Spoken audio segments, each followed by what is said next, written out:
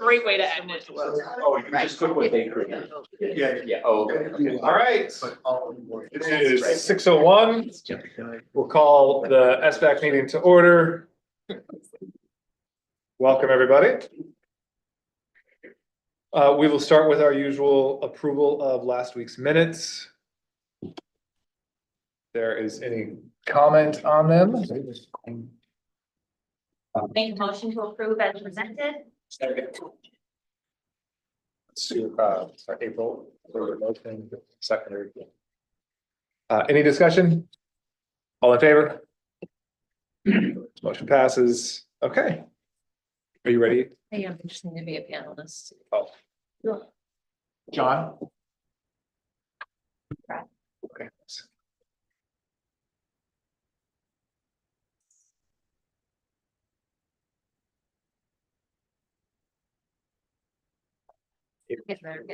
Be a woman of many talents. I got. I hear you. Yes, thank you.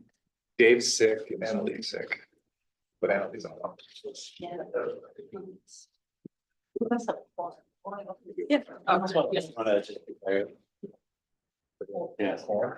Yeah, just, we do have some absences, but we've taken attendance. We do have a quorum, so any votes today, if there are any, we'll stand.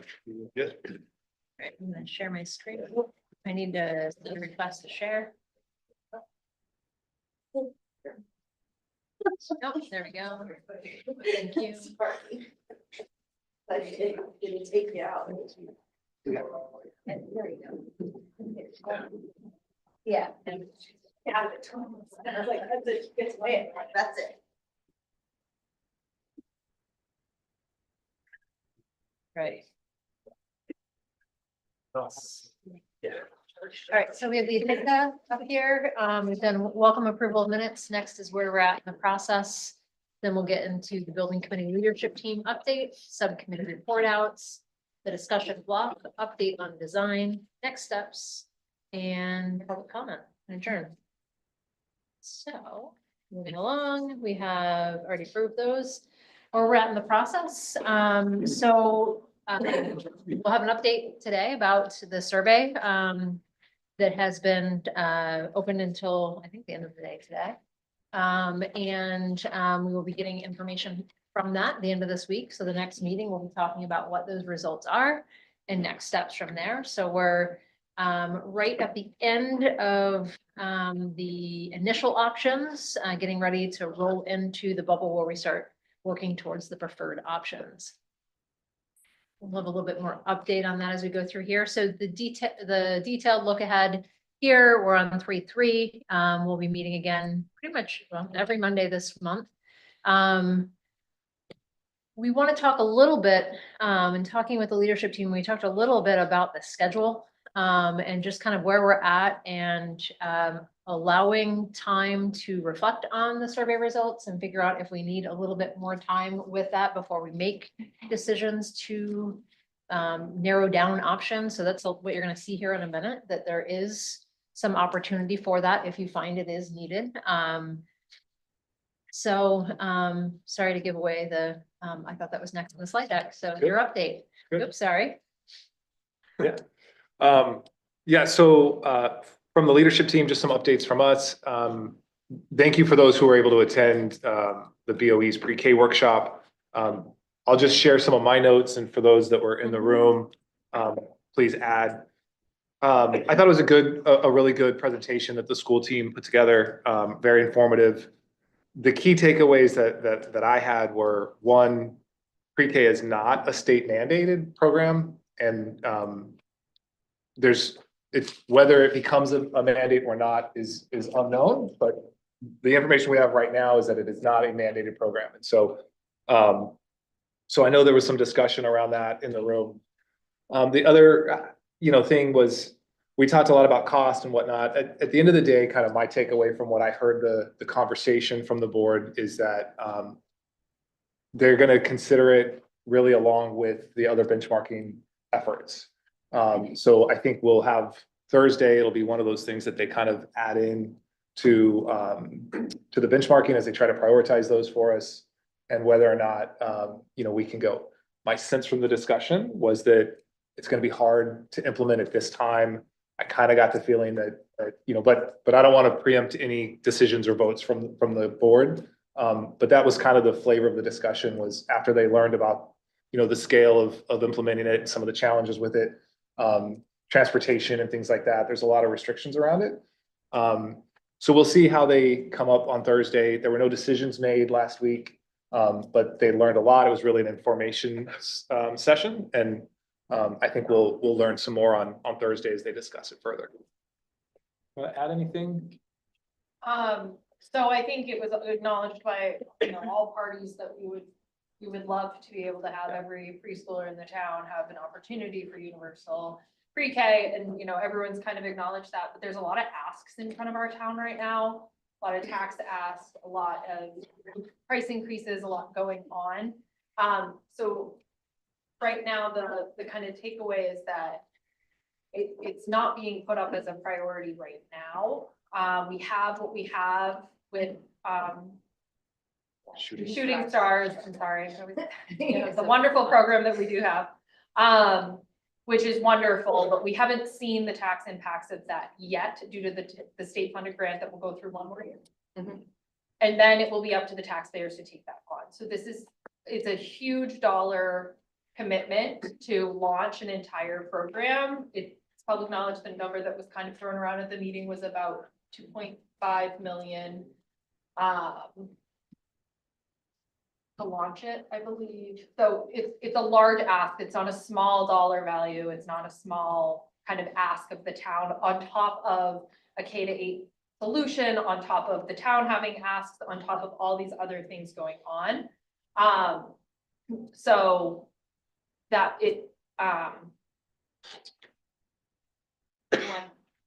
it's not a huge priority for us to put that forward at this time. And there will be more discussion on Thursday regarding what the board will actually ask the committee to do. Again, there were no decisions made last Yeah. week. And I think the other piece that I would just point out is, as part of our discussion on Thursday evening, we talked about the difference between public pre-K and the actual mandate that is coming from the state, which is for school districts to provide CDS services, so special ed services for students beginning at age 3, and that starts on July 1, 2028. That is in statute, that is a requirement. We certainly are still in the planning stages around what that will look like. We are working with our regional partners at Greater Sebago Educational Alliance. I happen to be on that subcommittee, so I'm pretty well versed about where we're at with that. So I would say, working with our regional partners, we certainly haven't figured out the space problem, right? Because we will be on the hook for special education services for students. That is not the same as public pre-K though, right? So if I had a child who received speech services under CDS and that was an hour a week, from the district point of view, we would have to figure out staffing and programming for that student, whether that happens here on site during the school day, whether it happens after the school day on site, whether it happens off site with a contracted provider. All of those are question marks at this point. And again, we're working to meet the July 2028 timeline for that. Certainly there are some early adopters, a couple of districts in the state who are piloting that on behalf of the state this year. But I think the majority of districts are really looking and learning and trying to do our best thinking about what that looks like.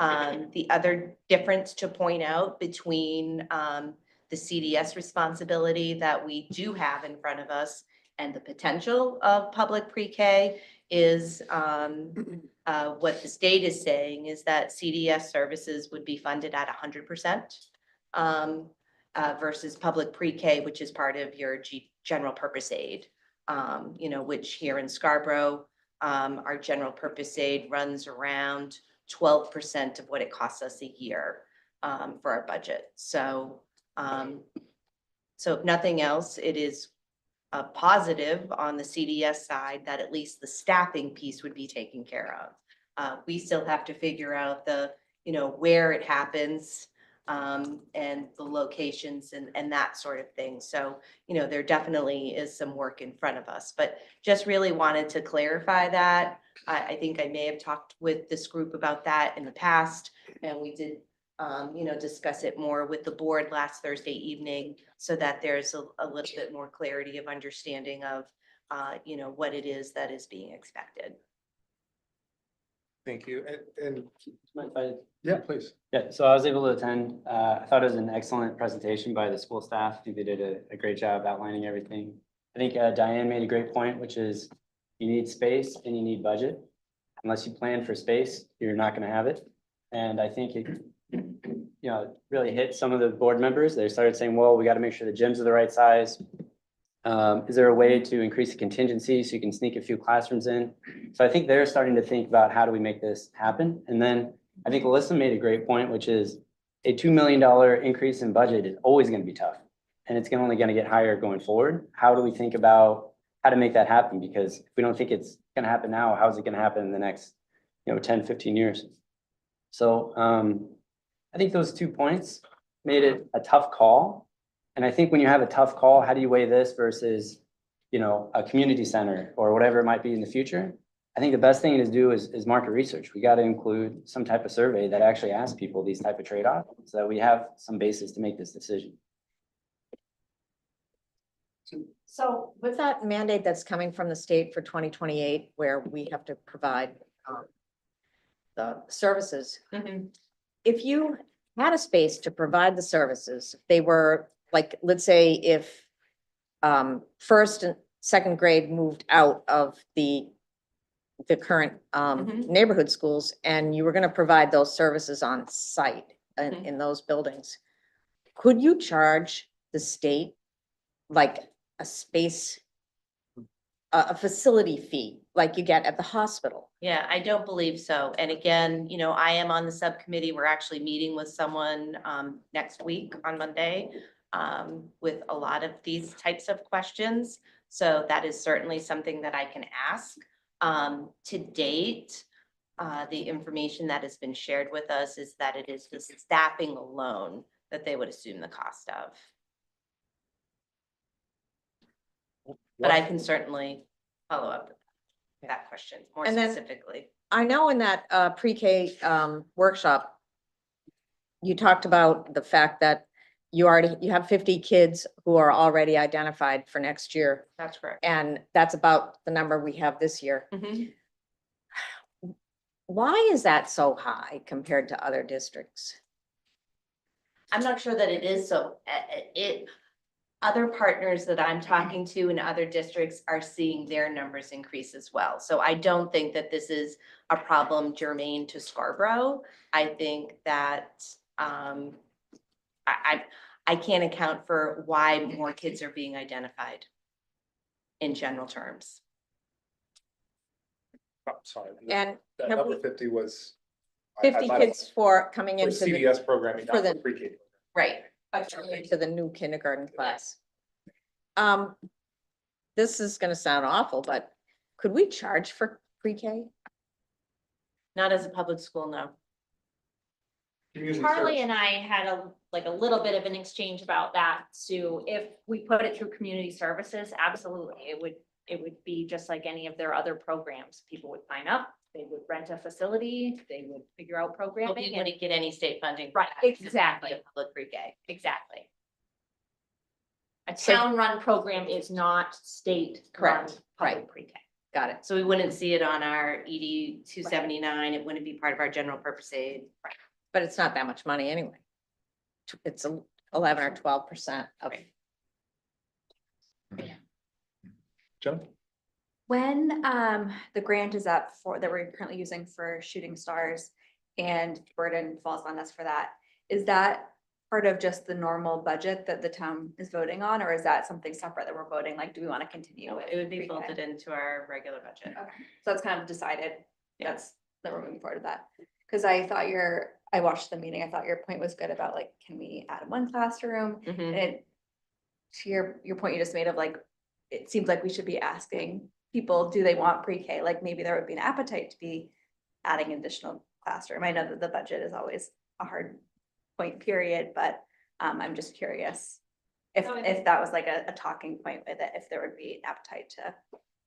I think that it's a great point, and I think one of the things that really came out of the meetings is how many shapes public pre-K can take. Do you have aftercare? Do you have before care? Do you only sign up if a parent can get there between drop off at 9 and pick up at 3? Is it expanded hours? Is it short hours? Is there transportation? It's a lot more to this like concept. It's not as prescribed as like here's your K to 12. So I think these are a lot of things that need to, because we can launch a pre-K program and it can be not in any way, shape or form what the people of Scarborough want to see, whether that be, again, needing early, late, not needing early, late care, et cetera. So I think finding out what the public wants and needs, knowing that hopefully we hit the majority of people. I think it is imperative to knowing how we're planning the space.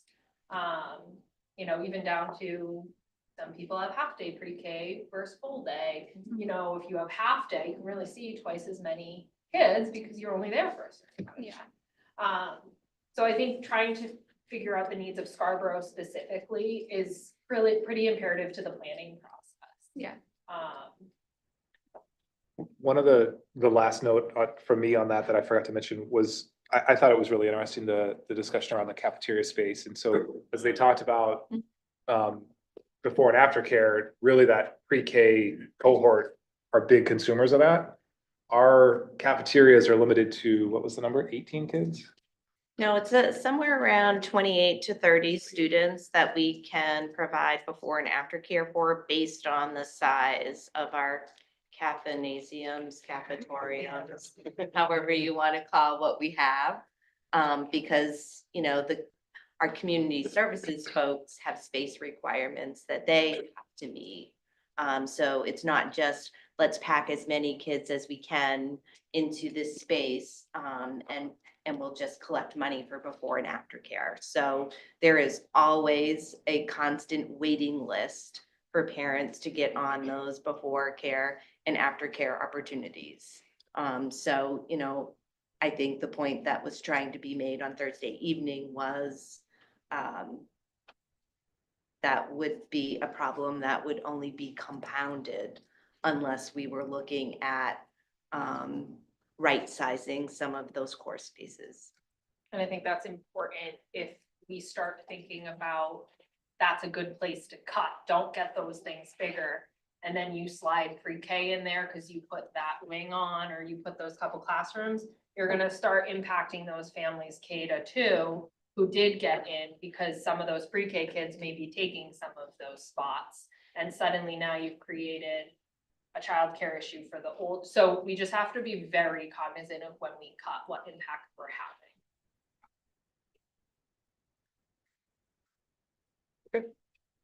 All right, thank you. So just a couple other quick notes from the leadership team. As was mentioned, on the 6th is the BOE's meeting where they will discuss our benchmarking priorities. Look forward to the readouts from that.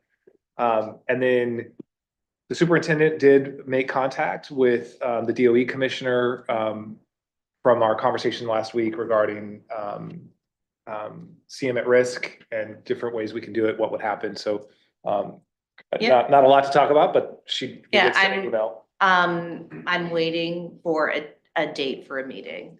She was, you know, very good at getting right back to me and responding to the email request.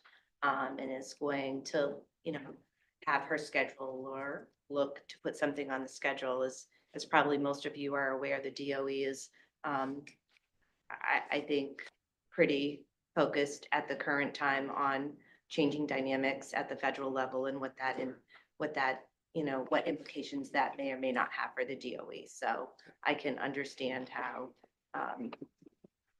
her getting a meeting time with us might not be first and foremost on that priority list.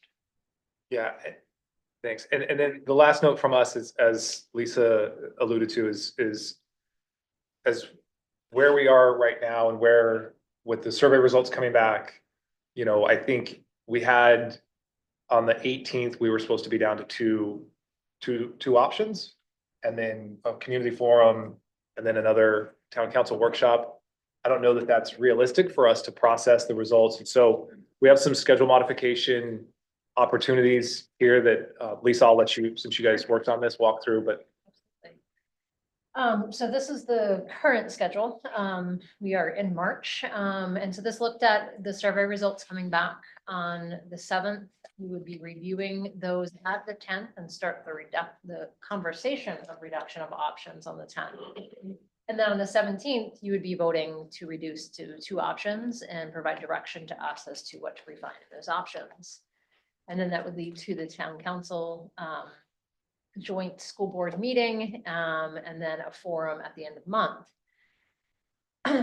Alternatively, we can look at, when we get the survey results, maybe you have the results and you're ready to make those decisions, maybe you're not, but we wanted to show you that there is opportunity to take a pause when you get those results, review them, and then make the decision if you feel that you need to at that time. And so what that would mean is you would review the results on the 10th, and then on the 17th, we would have that discussion of ideas about how to reduce to 2 options, and then make that vote on the 24th, which would mean we would potentially need to move the joint town council school board meeting. And again, that's an update. So it's kind of a snapshot of where we are at that time. And then look at moving that community forum to April. So just wanted to let folks know that is an opportunity you have in the schedule, because we know that there's a lot of big decisions coming up. for the elected folks, opportunities to move that workshop. Absolutely. The town council can be flexible. You know, I get to set the workshop schedule, so when I meet, and obviously Tom has been here 99% of the time, so Tom is well aware of the progress that this committee is making. And he and I have known all along that we were going to need to be fluid. So I can absolutely work with Tom and the rest of the council to choose an April meeting date if that's what this committee needs us to do. And we're joining their workshop, so it's kind of based around theirs. Okay. Any discussion on that? I personally, I think this is, I hope that we have pretty robust discussion and debate and, you know, before we vote. I would hate to rush that process for the sake of a, you know, an agenda that really it's not like it's a hard deadline at this point, and we can make up whatever time. But I'd open the floor for discussion on this. Seems wise. I think it's a critical time to make sure that we allow enough discussion. Seems to make a lot of good sense to dedicate a full meeting really just to that after there's been times to let the results from the survey sink in and some other preliminary discussion. Otherwise, looking at the current schedule, that doesn't seem responsible.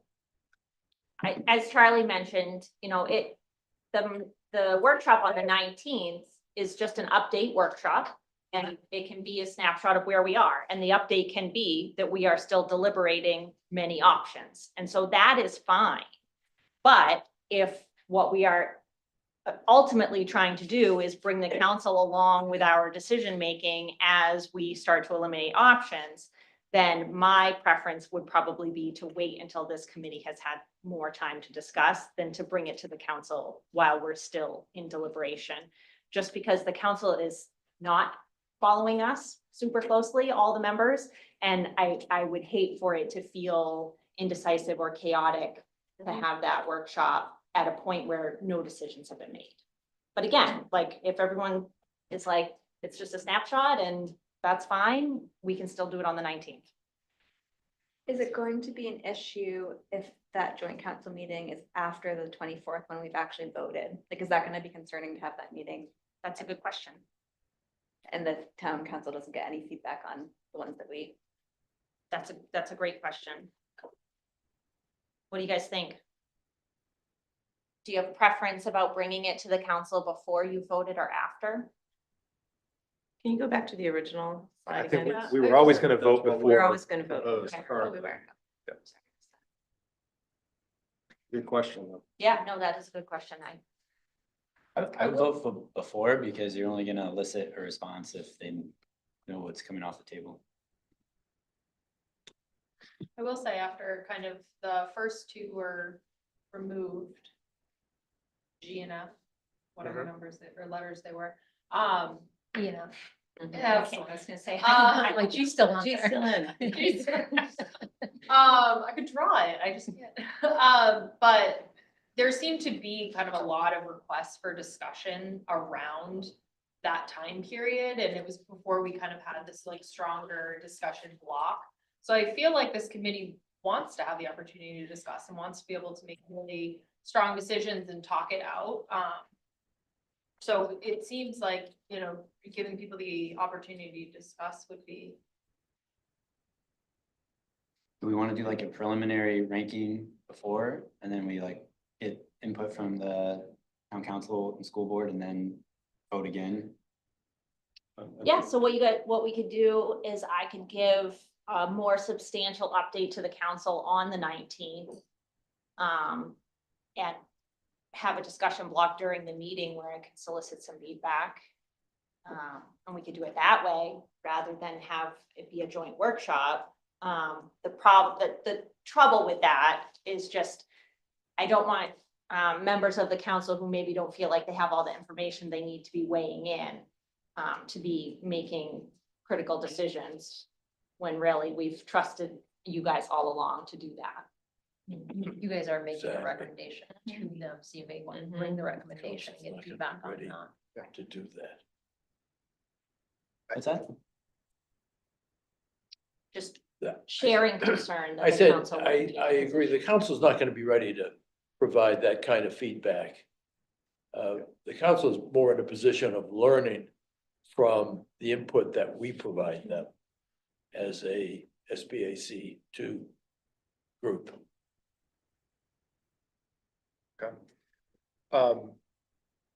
Okay, well, we did a little bit backwards. We did the discussion first, but I'm gonna introduce a motion to adopt the modified schedule, which would push the vote back to discussion on the 17th, well, this slide here.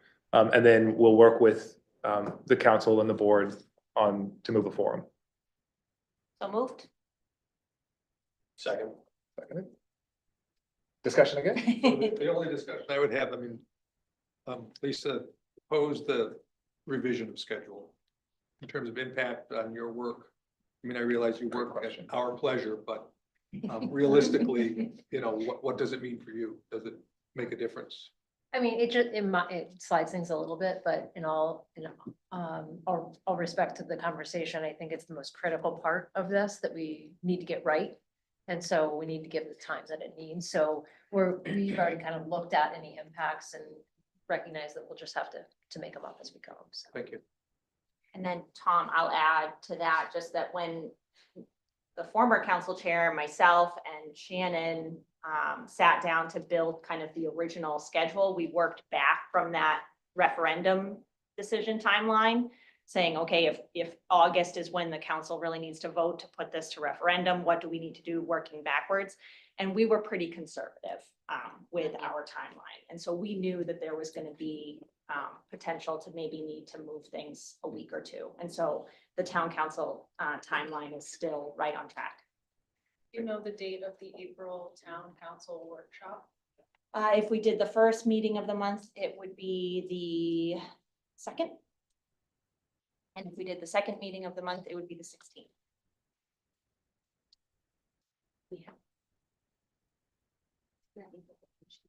No, that's probably. Yeah, I think it just makes so much more sense to, I mean, delay is the more information we can get.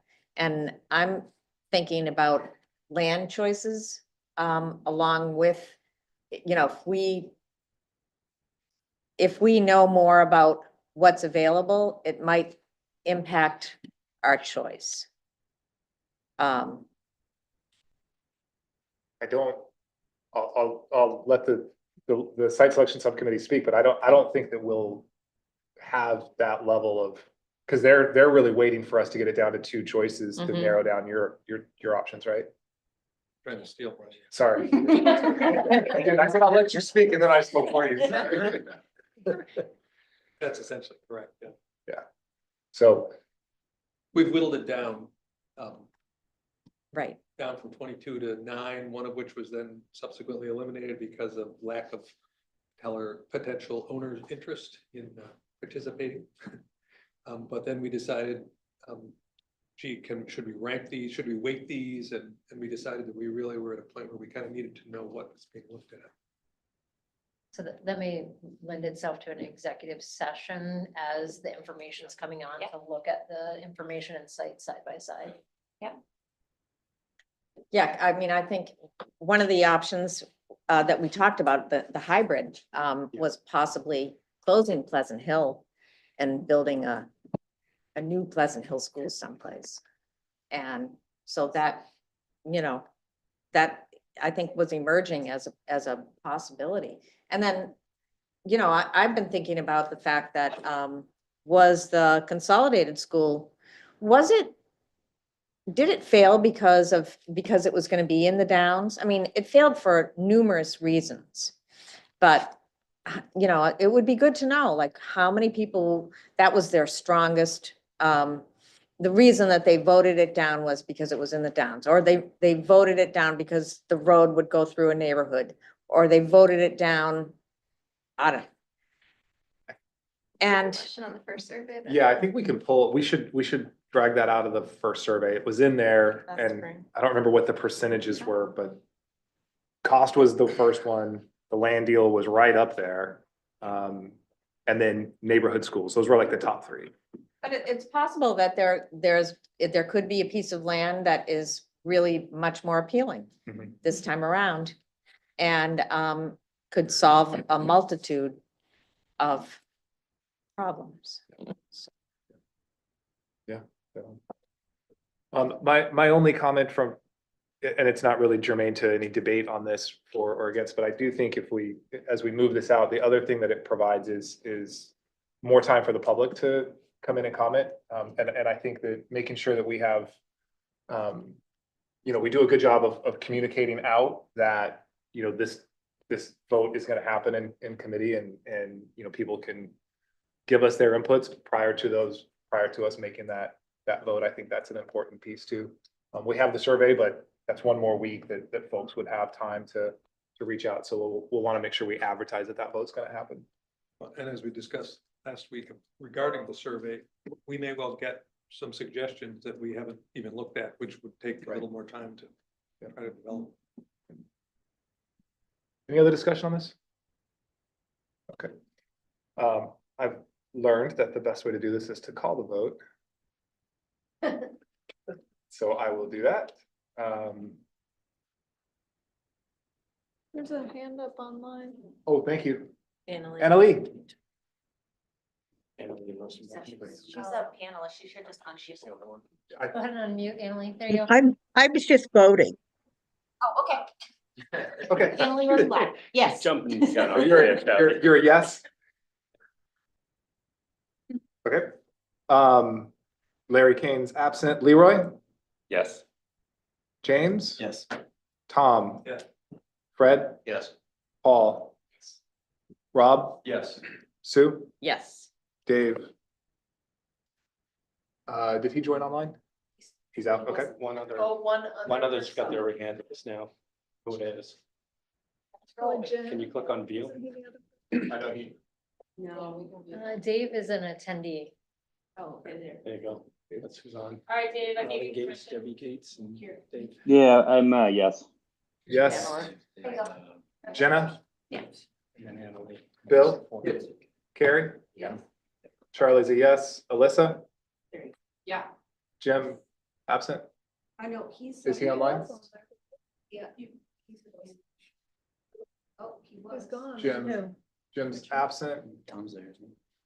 Annalisa, yes. April? Yes. Ava? Yes. Jillian? Yes, Elizabeth? he's absent. Absent. That's unanimous. We could have done hands. And I will, It's uh, always been done.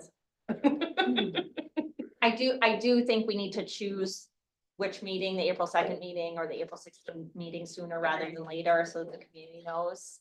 And so maybe after our next Monday meeting, we can confirm for sure that we're gonna be ready on the 2nd, so that our communications person can start promoting that meeting too. Additionally, everyone's calendar gets marked for BOE because that's a non-meeting day Yeah. for us. Yeah. Okay, great. Okay, awesome. That took much more time than the agenda allowed, so, but I think it's good. But we'll quickly hear from the subcommittees, starting with communications. Just kind of minimize that so people can see it. Oh, I'm sorry. Oh, that's okay. All right, so as of this morning, hopefully we have a little bit more. As of this morning, we were around 1,200 completed surveys. And Fantastic. we have 600 that made it through the first 3 or 4 questions and popped off. Okay. So we're still getting that data though. So we will have that data for the first 3 or 4 questions from those people. We did have many, many comments. So they're going to be putting all those together. We already got questions 10 and 11. They sent us a little bit of a heads up on those from our last meeting when we asked the survey company to do that. So we blanketed the best we could throughout town. Hopefully we got it out there enough and people feel satisfied that we did what we could. We also had it on in between the Board of Education meeting and the workshop last week. It was up in between and it's been running on TV as well, right straight through there. We have some folks that did leaderboards for us and a lot of other entities. I got it into a few churches, so we got it out there. And we also had a ton of Facebook going on. We did a couple of Facebook ads. I think it cost us like $70 total. I'll detract that from what we're going for with Diane. And so what we got from our next efforts we're going to be looking to do is publicize the survey results, promote the upcoming forum, talk about where we are in the process, upcoming elimination options and path forward. And I believe that the plan is to summarize with you folks for Friday.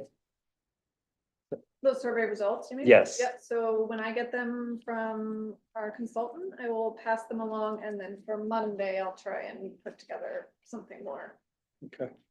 Just want to make sure you folks were still on board with that date, if that worked. Okay. As far as I know, yep. And if you know anyone who wants to complete the survey, I think technically he's leaving it open until like first thing tomorrow morning, so. Yeah, because it did go down for a little bit, but they put it back up, so it had a little bit of a glitch, but that was remedied pretty quickly. So we got that, media leader ad 314, is that still correct? Say again? 314 for leader ad, Yes. okay? And then town newsletter 315, and then website and social media post for updates. What have we heard from the community so far? People appreciated that we did do the survey effort and then we sent all the postcards out. I don't know how many of you actually got them, hopefully everybody, but there were 10,500 postcards sent out and they were pretty big postcards. So they weren't something you could miss. I know, that's what I'm saying. I'm hoping everybody did. I think it's just the post office. I didn't get mine till a week and a half after they actually were mailed. So I think it was just a post office thing, unfortunately. They'll probably still be coming, would be my guess. Yeah, and then that'll be fun. We did have, I think, in total about 30 paper ones that were filled out roughly. Yeah, yep. Ray delivered, I think, 23 today, right? So we did not get, a high volume of paper surveys, but, I think it was great that we made that option available and, that the town made the receptacle for absentee ballots available outside of town hall so that if people had mobility issues or, couldn't come until after hours, Yeah. that there was the ability for them to,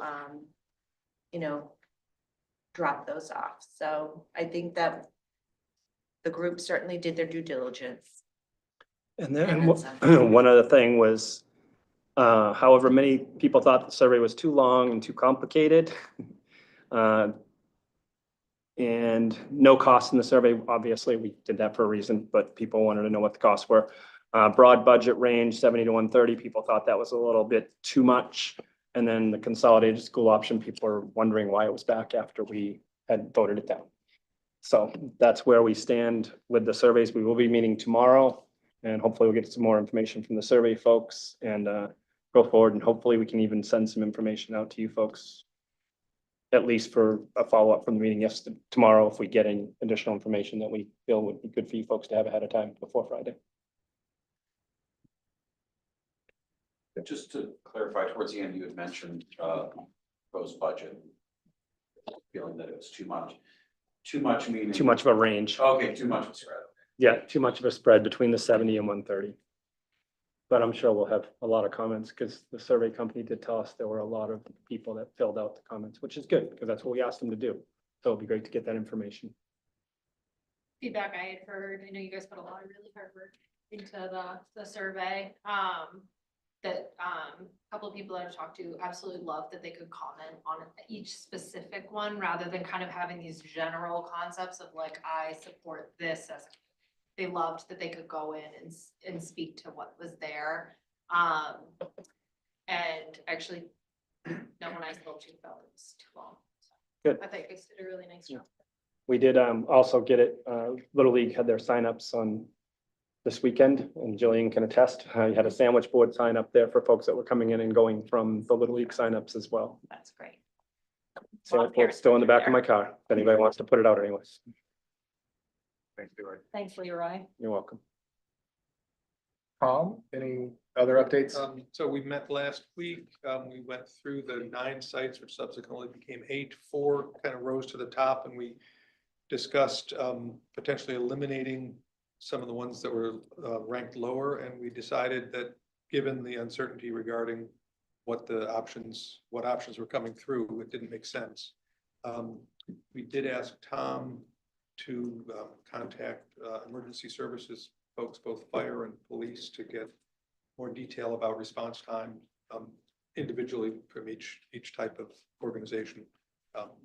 Rather than just, yeah, it would probably take about 10 minutes for EMS to get there. You know, how about police response time? How about fire response time? So we can factor that in.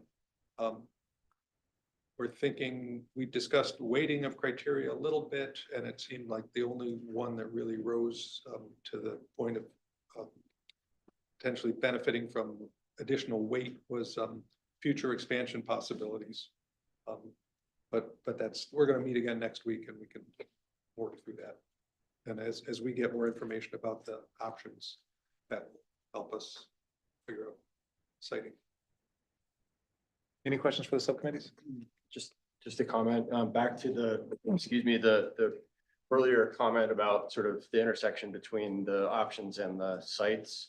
I do think that there is a little bit of back and forth and some discussion. I think there would be a benefit to having the opportunity to probably an executive session to kind of go into some of the things that are coming up, some different hybrid options or variations on themes.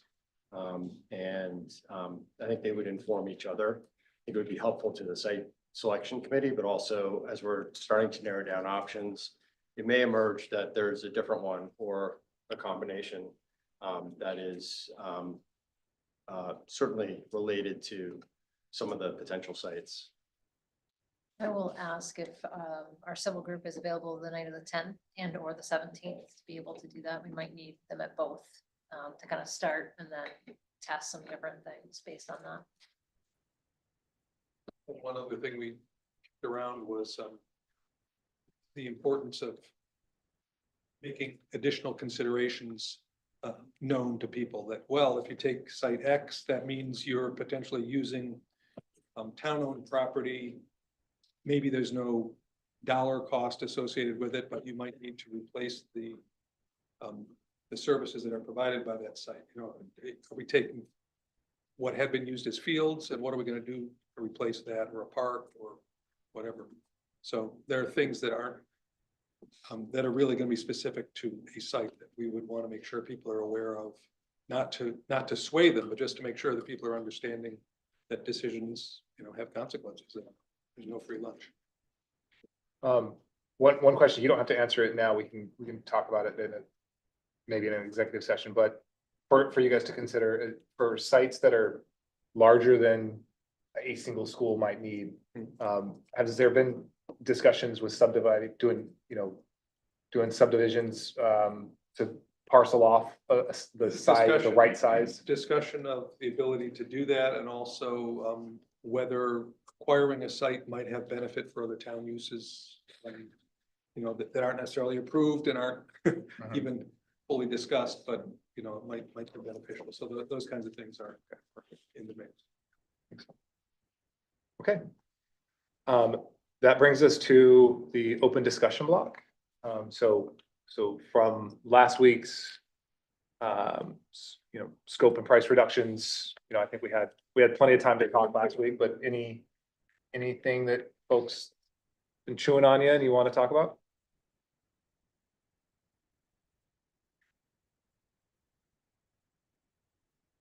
Hey, we're back on schedule. All right. And just to make sure nobody online. Okay, all right, then we'll move forward to updates on design. Okay, perfect. This may generate some discussion, so we might circle back.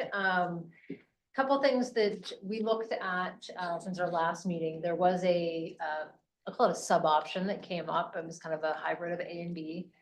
We put some high level numbers to that we'll talk about tonight. And this is really just to kind of gut check, is there any intention to move this any further? We also talked to the survey company, knowing that there might be a lot of responses on question, I think it's 10 and 11, where we asked for other options to consider. So they sent us kind of a snapshot in time, if you will, at that time as to what they were receiving. And we categorize those into, we'll call them themes. We'll go over what those are just to see, are there in the kind of the big picture, are there any different than what we've already seen? A lot of them were just kind of well, instead of, let's say, a 2-3 option, it's a 3-4 option or something like that. It's just essentially one grade movement, which doesn't significantly change the option. We put comments after all of them, just saying, here are the things we see. I think, some of them, it's very clear it's going to be a significant cost because of what they're proposing. There was one that kind of had an option and a sub option that we said, let's investigate that a little further. And there was a couple that we said, let's investigate, and quickly it told us, hey, this is going to be a lot of money outside the range. So the one option that kind of inspired a thought, we'll share that. And then we have numbers on the insulation. And so we'll share what it would cost to increase the insulation on the existing K2 schools. And that is looking at the original, it's either 1950s or 1960s, depending on the school, and the 92 additions to increase the insulation on those, what that would cost. And when we think about increasing insulation, it's increasing insulation, and then in some of the places it makes more sense to do it on the exterior, some on the interior. You then have to replace the exterior material. You then have to replace the interior material or the casework, that type of thing. So it's not as easy as just adding insulation. So those are the three big updates that we have today. I jump into the AB option. This came up at the last meeting, and pretty much this is as we heard it in the meeting, we put the information together to reflect that. And what we heard was to consider taking 2 of the primary schools and have them remain as K2 primaries. And so we were asked to maintain Blue Point and 8 Corners. So in this chart, you're going to see Blue Point and 8 Corners K2. It tells you how many classrooms there are per grade and what the total number of those classrooms are. So for those following along, get the pointer. It's usually easier this way. So right here, so like Blue Point K2, 4 per grade, 8 Corners K2, 3 per grade. Have your enrollment. And so this is essentially, we took these line items from option B. So this is what the plans look like for option B for Blue Point 8 Corners. And then the request was to show what happens if you were to close Pleasant Hill. You take that student population and what we would have needed for a 4th primary, and you put them together in one new primary. And so this is what we're calling the new K2. They have 7 + 1, so 7 for some, 8 for others, in per grade in the building. So 22 total classrooms for about 450 students. comes out around 76,500 square feet. That is using, and we haven't put a plan to this, this is using 160 square feet per student. We took a overall cost, this is looking at the cost that was used for some of the new builds about this size in the estimate. This includes soft cost as well as site cost. So this is the building and site construction. This is the site cost itself. So this is coming in for this 450 student school. Again, lots to bet still, but about $54.6 million. We then say, okay, well, we need the addition at Wentworth because of the population increase. That's your 9.5. And then we look at, we took option 2 from A and B. And what option 2 is it only addresses the 6th grade and the admin addition and the current enrollment today. Because remember, we're not moving 6th grade out of the middle school in the AB options. And that's the 20.8 plus or minus million. So just high level right now, this option could potentially be somewhere in the $121.5 million range. Yeah. So a couple of questions for you. Yeah. The first of which is this new K2 place in Pleasant Hill. Yep. What are the site implications for that? Because I know when we talked initially, we talked about site sizes for a new K2, looking perhaps at a bare minimum of 8 acres, whereas a larger consolidated school might run closer to 20. Where would a school this size kind of fall on that spectrum? This would be in your 10 to 15, somewhere in there, which is why that's the 6 million. So this is closer to like the 2-3 school model. Again, we'd have to look at it and lay it out, but the assumption based on this scenario is this would not go on the existing site. This would be at an location. Again, assumptions, which is why we have the 6 million for that. And my second question is, and I think I got it from your context, but I think we all remember when we initially got the numbers for all of the plans. And in a subsequent meeting, you came back to us and said, well, we drilled down a bit more, we shifted some things around, we Yep. looked at it differently, and we reduced those numbers, Yep. you know, in some instances, millions of dollars. Yeah. Where are we when we look at this 121 number? Where are we comparatively? Are we at that initial level where, hey, if we really dig into this, we can get some meaningful cost reductions, or we're question. sort of towards the latter? We're kind of in the middle. And that's because if we've already done that for B, right? So 2 of these plans come from B, we've already looked at that efficiency. And the rest of the kids are going into this new school. We're using 160, which when we use the state, it's 140. We know that it's really hard to hit. So that's why we start with 160. So we have ability as we start, we haven't even put the plan together yet.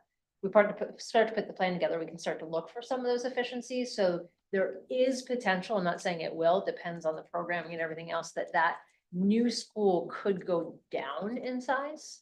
And that's where you may see that. We've already done the efficiencies on Wentworth and the middle school option 2. So there's less likely that you're gonna see a reduction in those on this option. So you have still some of that play in that new school of 450 kids. What this doesn't include, and it's noted at the bottom, is this does not include the insulation. This does not include AC. How does Eight Corners enrollment become smaller than Blue Point? Is there redistricting that's required between K2? The Corners has 10 portables on it. We take them off. Can you say that again? Ask your question and then answer your question. So the way I'm interpreting enrollment is how many kids are there. It's when you essentially that many classrooms, when you load it for your students, for your student teacher ratio comes out of 20. Okay. That makes sense. So Eight Corners would become smaller and then Correct. K2 would absorb the kids. Yep. That could no longer. Lisa, can you tell me why my assumption was wrong? When I envisioned this, I was thinking that Blue Point and Eight Corners might be based off of option A. And the reason why I was thinking that was, and my memory could be wrong, it probably is, but that option A had proposed more students at Blue Point and Eight Corners. So therefore, this new K2 school wouldn't need to be so big. And I'm open to any ideas, Yeah. just curious to know what you're thinking was. I believe, maybe we misheard you. No, that's right. But I had thought that you wanted to go with B because it does preserve more open space. Because one of the reasons you were concerned about Pleasant Hill was because it was crowding the site too much. So that was ultimately, we can look at it for A two. Right. But that was what drove that. So my there could be thinking. Some variation of this. Yeah, yeah, and it's all playing around with it, but Yeah, my exactly. thinking was, it probably comes out in the wash, but like, my reason for needing to close Pleasant Hill was because I think that's the smallest space and when I look at that option, I just don't think you can do an addition on Pleasant Hill. But I think with option A, I think those, and I think option A, I think those proposals are viable on those other two schools.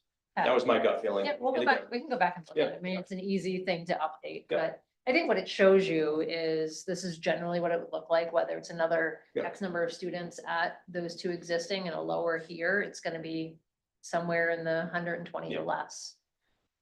The renovation costs for Blue Point and 8 Corners under A were about 5 million higher. Just as a starting point. You said the renovate, the Well, total, the cost, I mean, the costs are straight out of option B, the 16.3 and Yep. 20.2, and those out of option A are 21 and 22.9. yeah, so the renovation will go up, but you'll have more students in those, so your new construction will go down. Right. So yeah, we can run it both ways. I have a question on kind of districting. Yeah. So obviously we know that there's members in the community that are very passionate about the small schools. This would be a school that's at least twice the size of, the existing primaries. Would there be an option to kind of have open districting and let people choose No. up to it? Was pretty cool. Yeah, from a transportation perspective, absolutely not. We're struggling to provide transportation having districted students. I cannot ever imagine a scenario by which the bus picks all the kids up and drives to 3 different schools or however many schools this committee selects. But if somebody in other states, other districts that I've been to, if you requested to go outside your district, you weren't eligible for public transportation. You had to get your kids there. Would that, if you did, I'm just curious, like I can see different people feeling different things about this option. And I'm just curious if there are solutions to that. Yeah, I mean, I think we'd have to explore that in greater detail. We certainly have made that accommodation for people on an individual basis. But to just open that up wide open to school choice is a very different conversation, because then what if everyone chooses, if we use this as an example, and everyone chooses the new K2 school and no one chooses the existing schools? Then how do we say, sorry, Mr. Peters, you don't get to go to the school you wanted to, but your colleague is going to get to. Okay. I have a question. So the new school, of course, would be up to code and I'm assuming air conditioned. I wouldn't assume that with those numbers. Oh. Because any of the new builds, other than the middle school that already had it, Wentworth that already had it, did not include the AC. Okay. But it would be insulated, It would right? be insulated, absolutely. But because we had provided that on all the cost estimates as an ad alternate, just so people have that data at that time. So if you did air condition the new school, would that mean that you would have to air condition the 2 older schools because of equity considerations? Those are all choices. I think some of it runs into also where your IEPs, the independent, individual education plans Mhm. that we are required by law to follow. Where they're located. So whether the building is air conditioned or not, if someone has it on their IEPs, you're gonna find a way to do it for them, by law. So if a student needs one in an air conditioned building, then yes, we're gonna air condition it. But I think it falls back to this committee on how we approach overall. I have more of a high level question. Thinking back to the timing of when we're voting to get down to 2 versus when, and you guys need that information then to kind of start to narrow it down. What happens if we narrow it down and keep an option like this that's very specific on certain land area? You'd need it to be in kind of like the general Pleasant Hill area. What happens if we're down to 2 and we find the land's not gonna work? Are we pulling back a previous option? Great question. It's a great question. We had that conversation at the building subcommittee or site selection subcommittee meeting. And it was the premise of us not removing certain sites at this point. Yeah. Because some of the sites, as we all learned in executive session, are going to be specific to a specific type of building or a specific type of plan. And so right now, we didn't feel like we could eliminate any of the sites for that reason. If for some reason we are unable to secure a site that would make this work for Pleasant Hill, then that's a different conversation.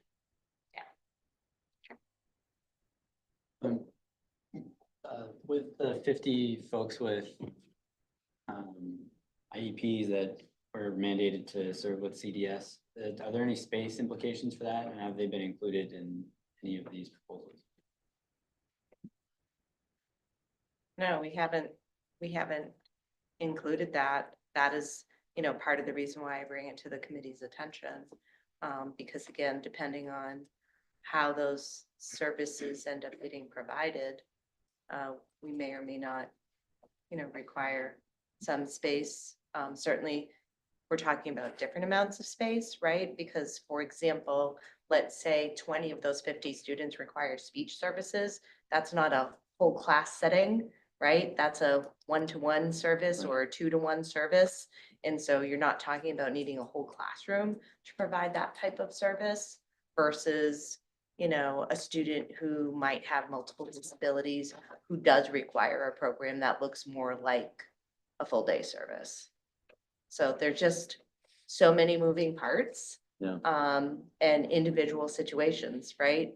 In terms of what a student's plan might look like. I mean, I guess if you don't consider it, then we're planning for like 0 extra classrooms. Like, is there a way to say maybe this means we need 4 extra classrooms, or I don't know? Yeah, I think it definitely would behoove this committee to think about the future, whether it is CDS or pre-K. So today, right, if you had 50 incoming kindergartners next year who requires services, and I know you don't know what those services are, and obviously you're not gonna tell us if you did, but can we support them? Like, as the schools are today, right, and I'm trying to get to, as we think about our solutions, and whether it's a 3-school option, a 4-school option, or a consolidated school option, how do we make sure that our designs incorporate the right amount of special services? Mm-hmm. Would it be Yeah. something sitting down with the? I mean, special part of the ed reason director? why we haven't made the decision to be an early piloter is because we know that we don't have space. In addition to the fact that we haven't come up with, that just right solution. And, we're looking to see how our peers are approaching that in other places. And I think in a lot of ways, we're gonna accommodate because we have to accommodate, but. But the accommodations today is, if I understand it right, is kids are going to outside, they're going to different schools, right? They're being bused or driven to a school that has the services they need. Is What are that you right? talking about? Are you talking about CDS? Special service. Yeah, like our special ed kids. So it depends on what a student's disability is, right? Like, for students K-12 who receive services in our district, we really look to honor FAPE, which is free and appropriate public education, which means that to the greatest extent possible, we should be educating their kids in their neighborhood schools. In some cases, we're not able to do that because of are specialized programs. So for example, functional life skills or social life skills where you're talking about a greater level of need that a student might have. It becomes really difficult in the setup that we currently have to offer services in triplicate, right? From a financial standpoint, but then also from a student standpoint, right? Because if my child is the only student who requires a functional life skills program and I'm at the Pleasant Hill School, I want my kid to have peers, right? Like peers. And so it makes more sense in some cases for the district to have to say to that parent, I know that you live in Pleasant Hill, but that program is not offered at your school. But if we bring them to Eight Corners, great news is your child is going to have 5 like peers. And so during their specialized program, they're going to have peers, and they're also going to have peers when they're in the regular ed setting. So, you know, there's so much to navigate as we think about those things. And, you know, again, I would be remiss in saying, it gets a lot more complex when you have a lot more schools at one level, right? So as we think about cracking this nut, this is one of the pieces that if you wanted to say what's a pro for consolidation, absolutely meeting the needs of our specialized students becomes a lot easier in a consolidated model than in a model where you have to continue to replicate the same services multiple places. I think the big difference between, because I think there's just listening, maybe a little bit of confusion around what CDS is and what special education K-12 is. CDS is your 3 and 4 year olds. And so those are the kids that aren't in the district yet. So I think from a space standpoint, I think it's going to your point, it's going to be further conversations with you and your special ed director as to what do we think might be the greatest space needs if we were to have that in-house. And knowing that there's unknowns, is there kind of a, hey, we need to plan for 3 classrooms? I'm just putting a number out there. But I think that's what we need to tease out programmatically so that we can say, yes, we believe we can address the larger programs and then some of the, you know, individual ones like a speech program or something like that, that might be a service. Or there might be space. Yeah, and in the same way that, you know, we've come to see that, you know, Wentworth is fully occupied, even though they haven't hit that 800 number of students, right? Because what we know to be true is that education is constantly evolving and changing, right? And so the things that are mandated, the requirements that come through are constantly changing. And so, you know, it would be hard to imagine a scenario where providing an additional classroom or some additional space in a school would be a waste of taxpayer funds. Thanks, Lisa. I definitely got my strings crossed there. But the 50, that number 50, is that income, is that Those are CDS? incoming. 3 and 4 year olds. Yeah. That's 3 and 4. Coming up into No, that is just kindergarten. 4-year-olds that are coming to kindergarten in the fall. That's, Yeah, okay. That was Yes. confusion. But also remember, There- it's only March. And that's just the kids that have been identified. Right, Yeah. okay, Correct. okay, thanks. Hold on, I had lots of hands. I know you had your hand up for a while. Moments passed. Forget it. So Diane, a moment ago, you said it becomes more difficult to replicate services, the higher number of schools you have at the same level.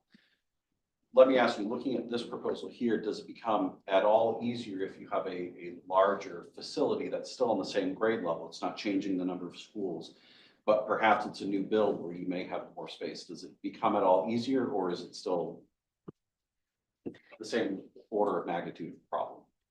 I think it's a yes and a no, because I think from a district perspective, we would be hard pressed to say, if your child needs special ed services, they have to go to school X. Right? That's very limiting. And that really doesn't provide for FAPE in the way that it's designed. And the real world application of that is if you have a sibling who's already in 2nd grade and someone who needs to go into functional life skills, who's going into kindergarten, are you splitting your family 2 different schools? Are you moving your child who spent 2 years in one school over to another school, the real world. And there are people in Scarborough that are under this, so these aren't fables and fiction. These are real things that our community members are dealing with. So I understand that there'd be kids who have IEP that it may be an hour or two of speech. And that's it. I mean, but then there are other kids that have much more extensive needs. So would you design a school? I mean, there are districts that, like in Portland, my understanding is that special services of, the major type go to one school, that they don't provide them in all the elementary schools. And that's, those schools, some of them are old, they, evolved, but basically that's how they can cope with what they have.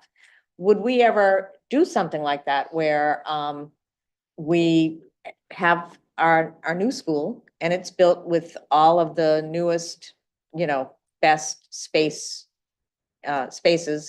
and it was designed to be able to accommodate kids who have functional life skills or whatever, but otherwise, most of the other kids go, to their neighborhood school, if it's not a major issue. Would we design a school like that? And does that take a Board of Ed policy change that would need to be? That's normal structure right now. Right. I mean, I think, some of those are local decisions. I don't want to speak for other districts and what other districts do or don't do. Right? I'm kind of just laying out some of the considerations that, either this group and or the school board needs to be cognizant of, so that we're making decisions with eyes wide open. I'm gonna speak now. I guess what for someone who's been a proponent of the neighborhood schools, I think it would be a failed opportunity if we put all this money in these renovations and we still had to truck kids around the district to go to a place that had special ed care that was not available in the neighborhood school. Like, look, to be fully transparent, I fully recognize the benefits of a consolidated school. And as far as special ed services are concerned, the consolidated school is the best option, probably. Slightly different topic and kind of related to the neighborhood schools is, I think the hope was that these schools would actually be integrated with the neighborhoods. And I think you've seen examples where that's been done well. Like I think Yarmouth has a bunch of bike and walking paths into their schools from the neighboring communities. I think Blue Point's probably a good example, but I'd say that, Pine Point Road can be pretty scary and there's no cross guard right now, walking person. And then there's some that are pretty bad, like 8 Corners. I don't know any way to really walk there. And I think one of the benefits of having this like joint town council Board of Ed is like the town council is getting surveys of the transportation survey, the others where they want quantity of sidewalks, they want, bike lanes. And I made a note in one of the note catchers about a couple months ago. Is there a way to start to think about how to integrate them better with the neighborhoods? And so that means like less parking stalls, but maybe more street parking. I mean, there's a lot of design ways to encourage and make walking and biking safer. And just want to bring that up. You also want to be careful though, because if you're having a big school event, it kind of came up at our public forum. We're having a big school event, people are bringing the whole family and all of those things, they're coming at night.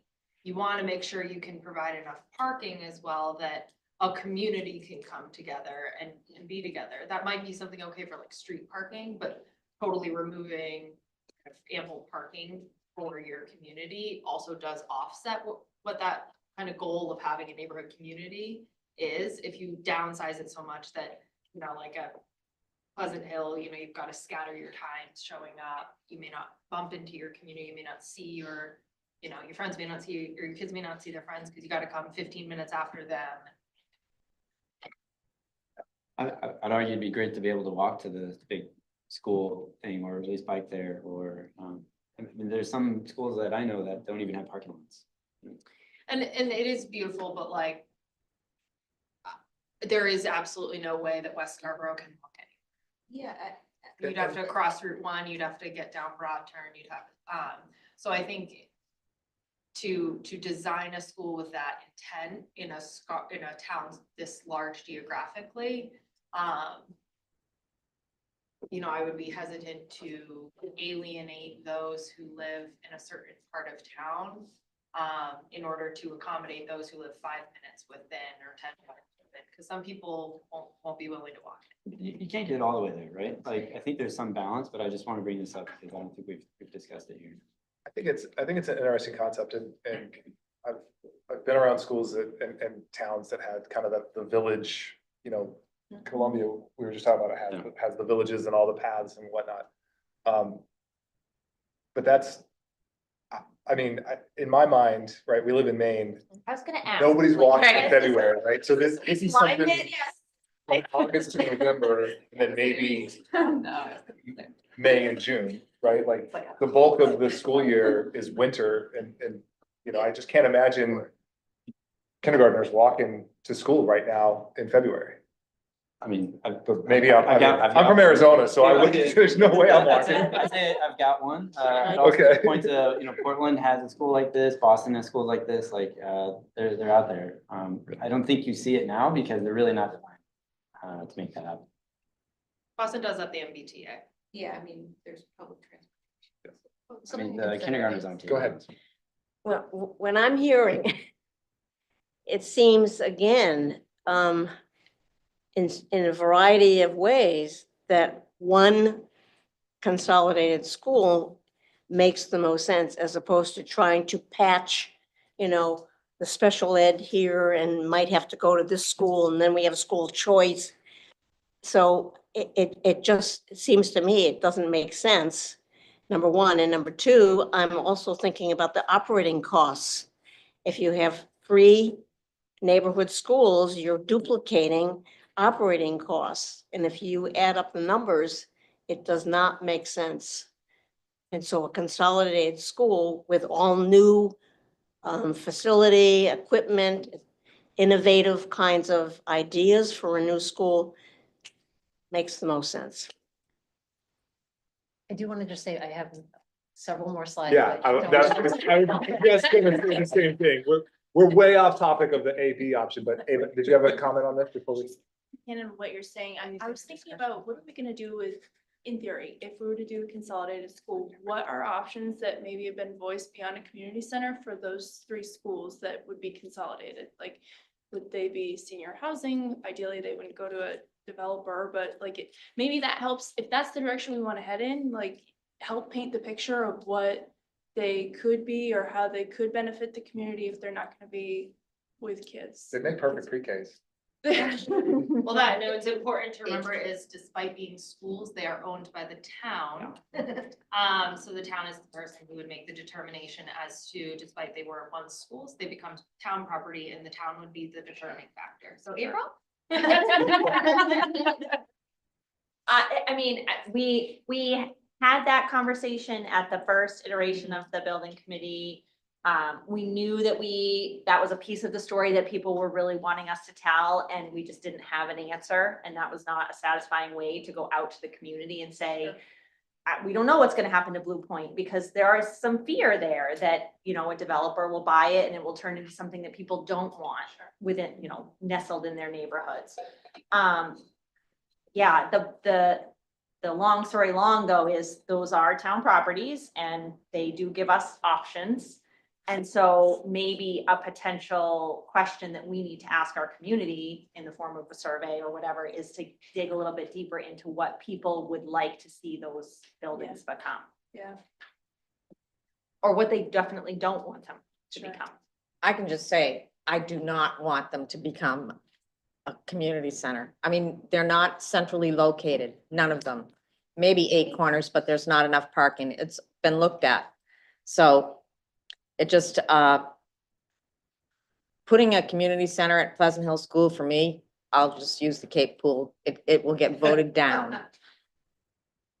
And I mean, they're just not just the way they are. And I think Eight Corners, if we sold that, we would get, there'd be some money coming to the town because it's probably the most valuable property.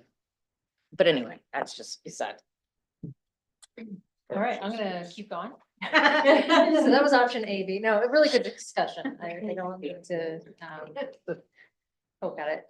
Okay, so the next, I think, two slides, is at a snapshot in time as of 2/25.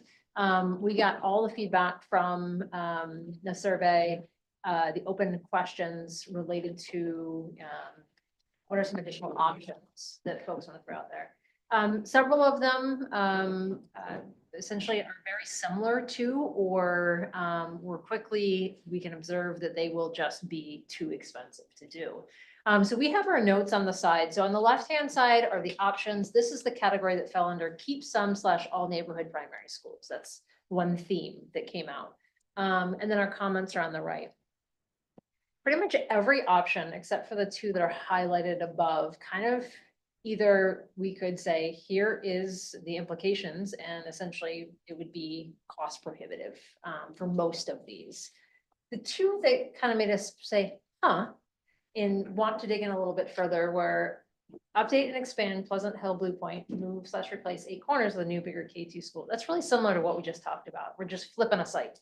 We're saying instead of it being here, it's being somewhere else. Keep Pleasant Hill and Blue Point and 2 more primary schools, all to serve pre-K through 3. So this is a little bit different. That the primaries would be K3s, and then look at Wentworth 4-6 and the middle school 7-8. We said most likely cost prohibitive, but we wanted to explore that a little further. So you'll see that we dug into that one. And like any option, there's sub options. We can look at it many different ways, but just we'll present the information so you can have it for consideration. The next one was to build a new middle school. There's a couple of these that talk about building a new middle school and using the current middle school for here 1-2 in this scenario, Wentworth 3-5. Primary schools become pre-KK. One of the challenges with the middle school becoming used by smaller children is they actually need different fixture heights.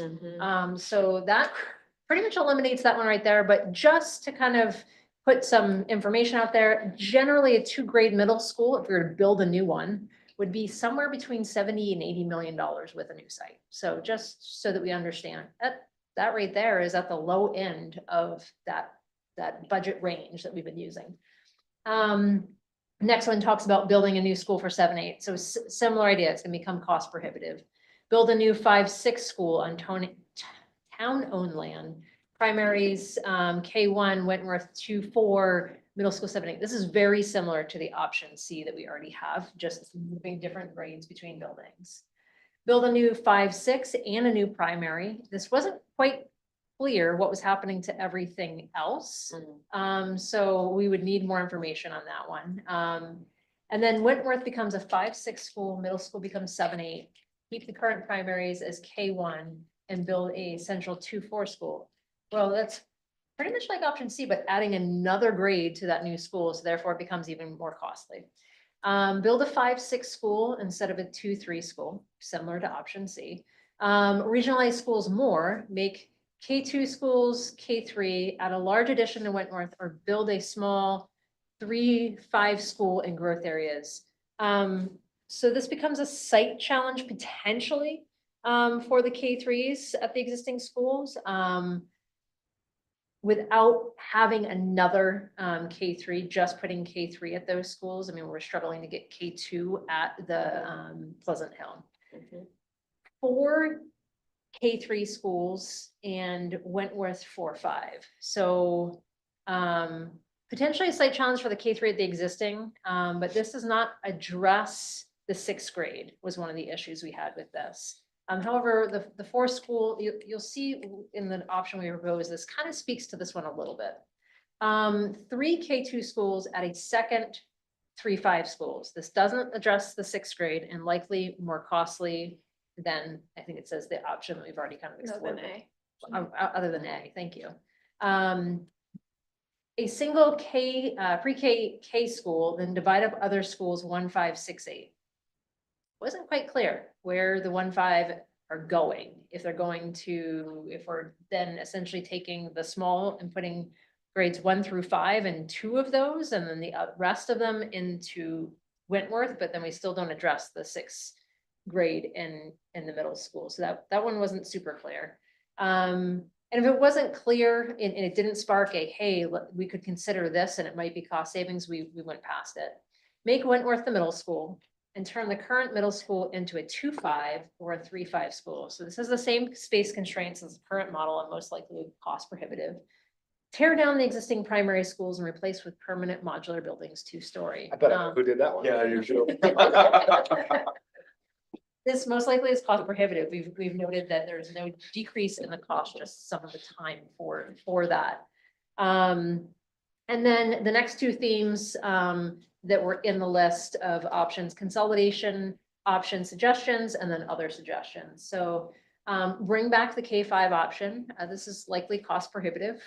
Make one K-5 school, make Wentworth and the middle school 6-8. This is likely cost prohibitive and be a very large school. Have a consolidation pre-K 1 school and a 2-5 school and a 6-8 school on the same campus. The core space is not enough at some of these sites, and their site constraints prohibit having enough classrooms. And then 1 consolidated K-4 school, 1 consolidated 5-8 middle school, likely cost prohibitive due to the size of that school. And consider 2 primary schools, 1 in Oak Hill and 1 in North Scarborough, likely cost prohibitive. And then 2 new K-3 schools, then renovate additions at the upper schools, again, likely cost prohibitive. However, we may look at in this option we present that there's some variation of that you may want to consider. Other suggestions: building closed pathways between the modulars and the permanent buildings. There are likely site constraints at the middle school for that. New school for special education. That is not legal from what we understand. Building new high school and move other grades to the high school to free up space in the existing schools. Likely cost prohibitive, requires analysis of number of classrooms in the high school, which we just got today. So we will look into that a little further, see if there's merit. So there was essentially a couple things that came to mind, and Oh, sorry, can you just explain why a new school for special education is not legal? I'm just curious. that was the input we got from the district. You can't segregate special education students outside of regular education students. They have to be able to be with regular peers. So essentially, we just said from some of these, okay, here's a couple that we couldn't just off the cuff say, hey, this seems it's similar to this, or it adds more square footage. So we dug into a couple. These haven't been vetted past putting numbers on paper. So they would require some further investigation.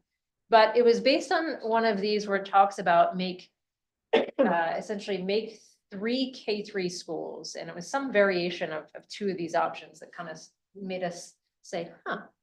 So if we took Blue Point and we made it a K-3, you have 12 classrooms, so three classrooms per grade for a K-3. And you take Pleasant Hill and you make it a K-3, you have 12 classrooms there. And these are based on option B, so we can look at other options too, if that makes sense. But just for kind of a quick study here, we have 3 grades per classroom for the K-3.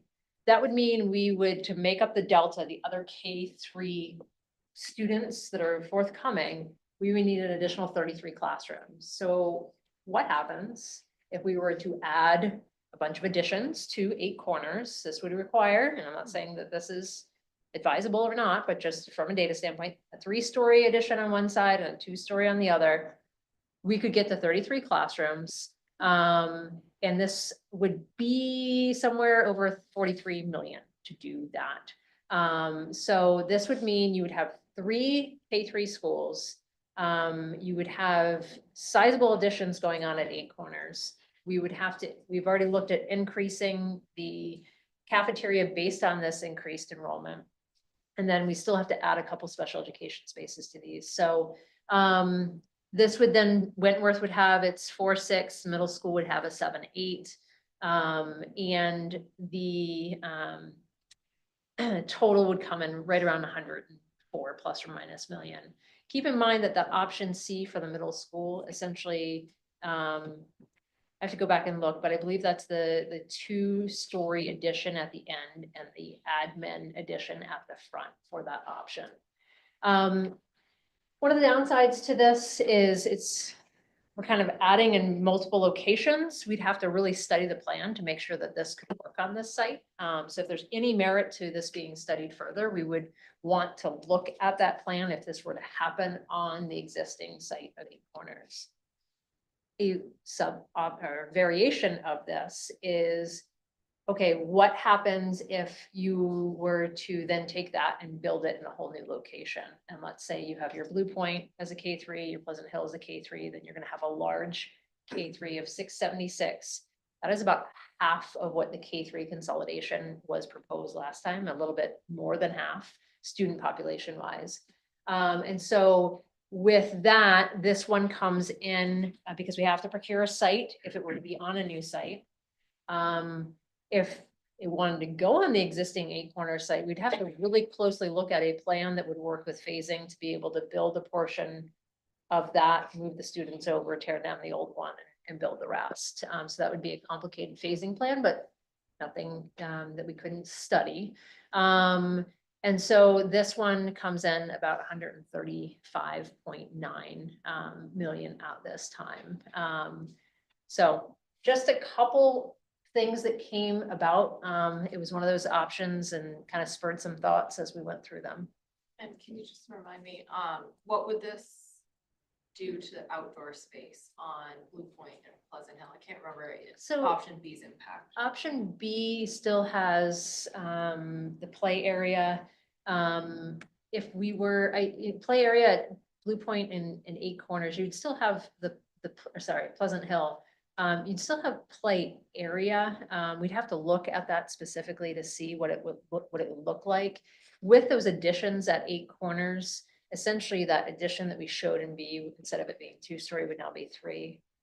So you'd still have the play area up on top of that knoll, I'll call it, that hill, where it is now. But we'd be adding a grade. You would be adding a So grade. adding a grade and downsizing our outdoor space. About keeping it about the same, but adding a grade. Yeah. And would this right size gym cafeteria? This, all that? I'd have to go back and look to see. I think it's still the smaller size gym That's what I thought. Okay. because of that. So if you wanted to increase it, we'd have to look at that as well. So then we would have to consider more lunch periods, more, because you can't, if you add kids, but you can't add into a gym and a cafeteria. Well, this has Well, they're separate half. decreasing but Lisa, you're decreasing the number of kindergartners, first graders and second graders in order to make space for third graders. Based on what they Pleasant Hill currently have now. And Oh, Pleasant Hill, okay. yeah. Right, Point, so there are correct. fewer kindergartners, first graders Yeah. and second graders in order Yeah. to accommodate the addition of. third Same number of graders. students Yeah. in those schools, just more grades. Oh, okay, thank you. And again, this is very high level, so we'd have to get granular with this if you want it to be studied further. Emily points out a great thing. The asterisk at the bottom is talking about these numbers do not include the increase in insulation, just like the other ones, or the AC. We'll get to that slide here in a minute, but But did your version one also include the separate caf and gym? to my version 1. Yeah, they both are based off of option B, which have the separate gym and cafeteria.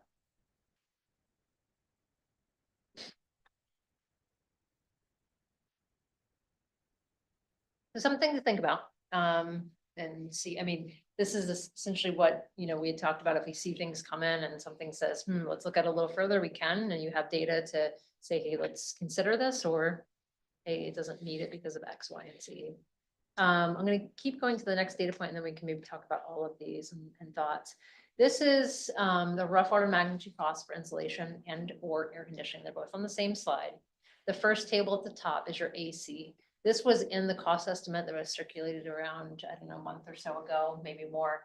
And so we just put it all in one place. You can see it depends on the option and the other scope that's happening in those, what it is. But essentially, you're looking somewhere around 6 to 6.5 $500,000 plus or minus, depending on the option to add AC to the primary schools. And you're looking at about that same cost, for, I think one of your numbers is, I think this is inputted wrong. I need to go back and look at this. It shouldn't say 200K for Pleasant Hill. I think there's something wrong with the cells, so we'll go back and look at that. Yeah, I can see an error in it. I'm gonna go back and update those. I apologize. I do know that the insulation values are correct. Because Pleasant Hill should not have 200K for AC. I believe it's closer to 2 million on that one. So we'll go back and look at that. The insulation is coming out at about 3.5 million to add the insulation to those existing primaries. So. Just to clarify, the middle school doesn't require the same insulation, it doesn't require insulation upgrades, it's good? We're insulated at the middle school. We're- Yes. In the 1990s, Okay. all right, they knew what insulation I was. understand. Not all of you. Okay, Because some of these additions are 90s and they're under insulated. Yeah. Here, but, and that's 3.5, that's for all three of those. So just assuming that you would have to add 3.5 million, and that's total project, that's construction plus soft. Add that to all of the options, if at a base level, we want to insulate those. And we'll update this, AC number for everybody. Lisa, can I ask you a question about the insulation? Does that have to be added at the time of doing renovations? And the reason I ask is a question of, is this something that has to be included in a project budget, or is it something that could potentially be rolled into a capital? It's a good question. It depends on how, with any of these options, how much, when we renovate a school, there's a certain threshold. If we go, there's like a level 1, level 2, level 3 renovations. If we go past the level 2, we pretty much have to update everything to code. And so at that point, we may be required to do that. So we're going to watch that very closely on any of these renovation projects. Typically, it is best to do it as part of the project. And the reason I say that is if you are sizing mechanical, you want to size it for the load that you need, and it's going to be a different load if the building is well insulated. So based on the designs as the renovation plans as you've done them, you think we're gonna be right on the cusp of being required to hit that 51%? Don't know. I mean, we'd have to Don't get in know. and analyze each one to do that. And given how fluid all the different options are with Yeah. what's in and what's out, it'd be hard to make that call right now. Just for education purposes, when you do an addition, is that considered a part of the renovation, like to get to that 51%? No, So so it's just that, what you do in the existing? yeah, it would be in the existing renovation part, because that's gonna be analyzed as a different code. Well, and typically what we'll do is we'll create a firewall in the new or separate enough so that it's considered a separate building. So that's gonna be considered new construction, and the renovation will be under the existing building code. Okay, thank you. And then when do you go in, will you do that extra level of due diligence after we've gone down to 2 options? Okay.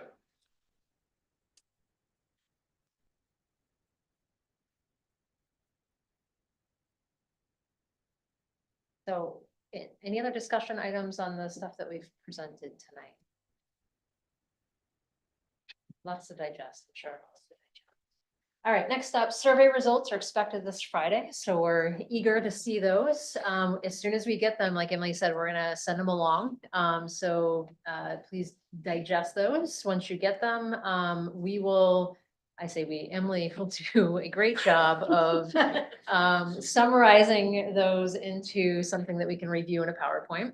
Our next meeting is on the 10th here at 6 p.m. And we are looking to move the vote from the 17th, or we have, I should say, move the vote from the 17th to the 24th for the reduction of options. And that's the end of our presentation. Thank you. I know you've done a lot of work to get the right term, it's like value engineer, each of the options. Are they kind of stable as like, like early February meeting, or are they kind of continually being? Or like, will we see like kind of the latest version at the next meeting of like what the latest looks like for each one, or? I think the last meeting is pretty much where they're gonna stay until you guys get your feedback on where you kind of want to set your priorities and move things forward. Which is why we put them all in that one presentation and said this is the scope. Is this the only adder is gonna be that if you guys decide insulation is moving forward in these or AC is moving forward. Should we talk as a committee about how we might want to have a preference list before we go to the school board, or the town council, or we're gonna vote to get down into a couple options? We can, that this is something that's come up in the last couple of meetings and last week, you know, I kind of said we need to build a tool, right? We need to help have a more objective way to kind of do this. But I'm waiting for Thursday's BOE meeting to get their priorities, so then we can take that input and somehow work that out over the matrix and figure out if there's a way to do it. So yes, I do think that, you know, we need to figure that out, but there's also some, I think, important data points that we don't have yet. Say we get the Board of Ed priorities, we get the survey result, we've got the 5 options in front of us, maybe other like versions, like how do we think about kind of starting to rank it? Like, I think we did like stickers at one point. Popcorn party. Yeah, right, that was fun. And then we had the other, it was like the second to last meeting at the SBAC phase 1, we like voted for first choice and then second choice. I think like ranked choice is like interesting, especially if we have that as like fodder going into the joint workshop. And then we can kind of, people can sit on it for a week and like kind of think about what that means, and then we can maybe come back afterward and then vote to get down to 2. I don't know, I'd love to hear what other people think. Just to clarify, I think what we said earlier is we will have voted before we go to the joint workshop. Oh, okay. So, but that's just we still got to figure out how we're gonna vote. Yeah. I feel like we're still not there. I mean, the costs are coming in just too high. We don't have a single option really below $100 million. And I don't know how we get there. Like, I have no idea what we can possibly cut or how do we change things. I know, you know, that having watched some of what went on at Cape, it was really difficult, and they had to cut things that they really wanted.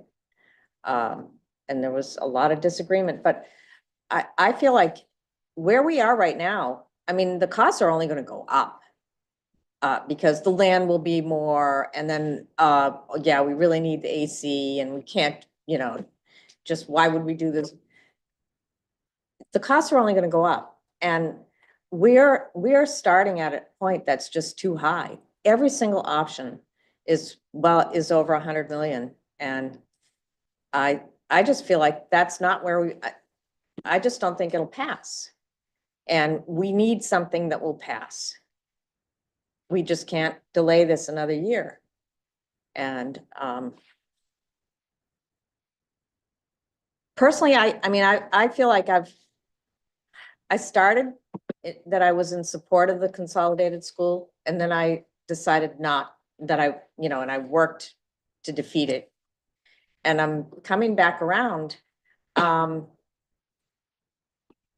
that being, that's being the best option with certain, land options that may be there, but I still think that, the cost is really high for that option. I mean, it's less than what it was in 2023, but it still is quite high. And I don't know how we can overcome the public's saying, why is this even on there? you know. And anyway, that's, To kind of piggyback. I don't remember who said it last time. It may have even been you, but it was like better educating the public that projects like this are just expensive. Like building new schools are expensive, the needs are expensive, rather than coming at it from that, oh, everything's too high, so it fails again. I mean, obviously I don't know what the right answer is. But is there a way to better educate around, what we're doing and how much has gone into this and the thought process? And I think the survey is a great start, and I think we're in a really much better place probably than we were before, but that's the reality, right? Like, whether you're building a new home, obviously in a much smaller scale, or you're building a multi-million-dollar school, like, it's just expensive. I don't know. Yeah, you're right, and that was the discussion point last week, and it's, there is a, a need to make sure that we educate the team, the community. But there's also the reality that there's a big part of our community that's on a fixed income, and any tax increase is gonna hurt them. And so, the difference between, $300 a year and $500 a year is meaningful to a lot of our families in the community. So we have to balance that out, right? I think, and I'm just spitballing, so by all means, we're kind of brainstorming at this point, but I think, we've got to, at this juncture, we're gonna have to make some decisions and get to those two options that we think will provide the best balance of value and solution, and then work really hard when we get down into the granular areas of trying to get the costs down to where we think they need to be. I had a discussion, I'll just share, right? I had a discussion with Tom about how we came up with our budget, right? Of 70 to 130, but was that in the public? Was that? Oh, okay. So when we did that after the survey question in the summer that was asked was, what tax impact would you accept, right? And that was, I think the result from the survey was $200 to $400. And so then we put that into the town has a model for what does that equate to? And that was based on interest rates and everything else at the time, which have changed since. But that's how we ended up with this wide range that people, right? So the survey question was actually kind of a small range of only $200 to $400, but when you model that out to a capital project, it becomes a $60 million range. And so as Tom, I asked Tom, is that pretty linear? He said it is. And so if you just figure, $100 of a year of tax impact is about 30 million, right, in capital. So as we think about that, as we start to think about how do we get this cost down to where it's going to be palatable to the voters, right? That's the math that we're kind of trying to play with and work with it. Yeah. So. And I think a lot of this is you guys have poured hours of your valuable time into this and kind of become experts in it. And when people look at you and say, this is a lot of money, I have to get to the point and use what you've learned here and educate the public as well. Some people will show up to the ballot in November and they just moved to town. They have no idea what's going on with our schools. Some people have been here for generations and are maybe more inclined to it, but you guys have sat here and talked about operating costs. You've talked about the structures of our buildings, the age of them, how well they're faring and holding up, what it means to be getting an education in a cafetorium, all of these things. Sue, you asked, how do we talk to the public about this? This was already brought up, this had X, Y, and Z effects. Like, you guys are spending your valuable time here. I would hope that when it comes up, you take that opportunity to speak to the people in your lives and kind of relay what you're learning here. That can run the gamut. I think everyone sitting here has different opinions on where that lives, but you're all here and kind of becoming ambassadors as you're here each week? Well, I think one of the great things for us will be getting these survey results. Because once we get those, we can see what the public truly feels. And then we can start educating where we need to educate. And we may see that the public is educated enough on one part, but they're not on others. Like what it costs to renovate schools and air conditioning and things like that. But I think that's gonna be really contingent on what we see from these surveys coming back to us as to what we really need to educate people. But we definitely, that's the phase we're in now with communications, is education. Trying to get it out there to people, letting them know. This is what we're dealing with, but they're all above that 70 million. And there's also the reality, right? The reason I bring up anytime the CTOS post is because I do think it's really valuable, right? To go read those comments and in one of their recent posts, right, in the comment section, I think, somebody made a comment that I'm voting no matter what, right? And somebody else, and I've seen comments in there that's like, if it's not a neighborhood school, I'm voting no, period. Doesn't matter what the cost is. I'll pay twice as much to keep neighborhood schools, right? So voters vote with their emotions as much as with their heads. And so, right, that's the reality of the situation we're in, so. Do you have experience for how committees have voted down to options? Like, do they use stickers or do they like number it down, or what have you seen successful? Yeah, a couple things. So we've seen,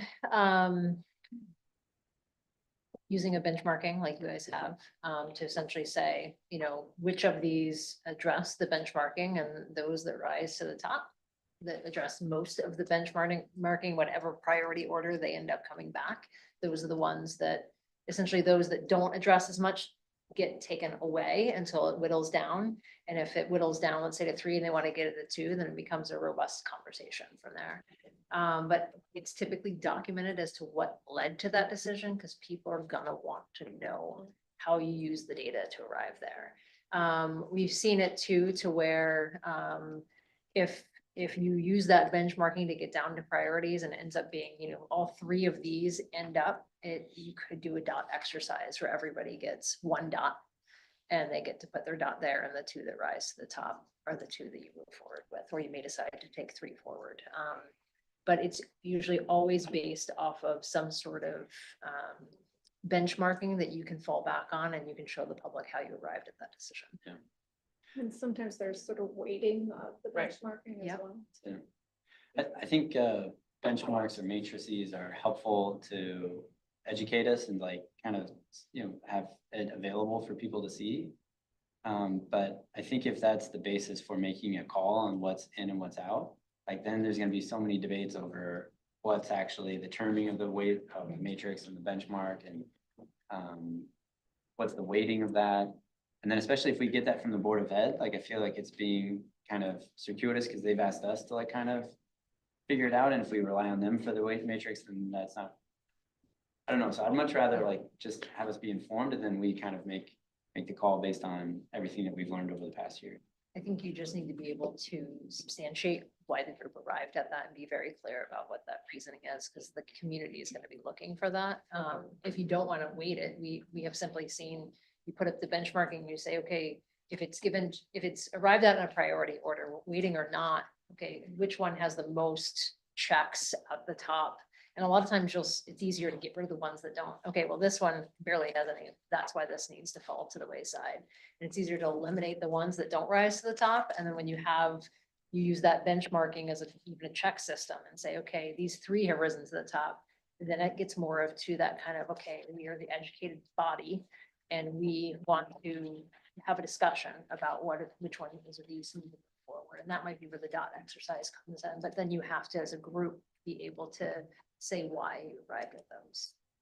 What we cannot do, right, is have a benchmarking that shows 2 options that clearly rise to the top and not select, right? And then let our emotions choose an option that doesn't meet the solutions or doesn't meet the benchmarking, right? So to Lisa's point, right, it's the data point. And just to clarify, I don't believe, like my intention in asking the board to prioritize was not for that to be the end all be all of how we weight these, but to be an input along with the survey.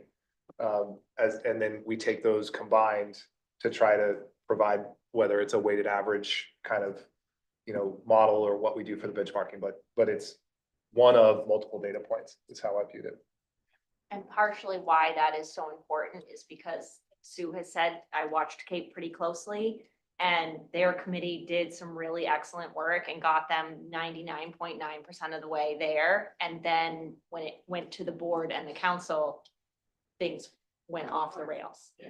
And so that is the last thing that we want to happen. And so getting input from the board, bringing the council along is definitely an intentional part of our plan. Because for those of you who don't know, the vote had right on it, this is not supported by your town council. They put that right on the ballot. That's So right. let's not find ourselves. It was supported by the It's not a good way to get a solution passed. Yeah. I know. Go ahead. I Jen. I was just gonna mention too, the benefit, I think, of having the board's kind of prioritization is as we continue to need to cut back on things for cost, that gives us some feedback too on what are lower priorities, like what can we cut? Just again, another data point. Well, and ultimately, the board and or the town council are going to have to resolve these issues in the future if they're not resolved as part of this solution. Yeah. Right? And so their weigh in does matter. And you have some some DOE and town counselors who've been on the board for a while and may flag things, bring up different conversations. Sounds like you guys, some people are planning to be there. They may talk about operating costs. They may bring up things that, you guys may find helpful in making your decisions and how to make things as well. So we may give you our thoughts, but you guys also may have some takeaways as well that don't necessarily bubble up from the exact list that we've been given to discuss. But All right, I'm gonna close the discussion out. It's 8 o'clock and move to public comment. Got anything tonight? He's got his notepad. Matt Garrett, I had a couple of things. Listen, brought up, there's a lot of tax asks right now to begin with. And with this CDS thing coming, so it's like pre-K was replaced with child development services. Essentially, for the concept of needing more space to accommodate another something on the horizon, whether it's pre-K, whether it's CDS or that. I think that really weighs in, heavily in which option you're gonna choose as to whether you can accommodate that space or which ultimately just is gonna increase the cost of the project to begin. Now, what would happen, to Sue's point, I see would be, okay, well, I like option G because it opens up the neighborhood schools with a bunch of space and it takes everything out except for kindergarten. And now, 3 and 4 year old special education, it opens up space for that. But if you remove it, you're going to be going to a second referendum to accommodate the space for what's looming in 2028. Because Diane said you already can't accommodate the space that it is right now. I have a special ed kid. There's another special ed kid next door. He goes to Blue Point and my kid goes to Pleasant Hill. It's difficult, but they have different needs too. So, there was a possibility that my kid was gonna go to Blue Point based on staffing in his IEP. And we were fortunate that he was able to be accommodated at Pleasant Hill, right around the corner from that. So, but I think with that looming on the horizon, it need to find a way to either bring the budget up or come up with a different way to accommodate it. I think 70 million is just short-sighted to make cuts enough that aren't going to accommodate something that we already know is coming. And like Sue said, it's only going to get more expensive. So I say it all the time, there's no cheaper time than now. Might as well be now. good luck convincing everybody else of that. But, you know, I think that, you know, there's been interest in pre-K and it can be communicated, say, well, we don't have any guidance for that right now. However, this is happening and we have to accommodate. So we have to come up with a solution that accommodates that, you know, peacefully.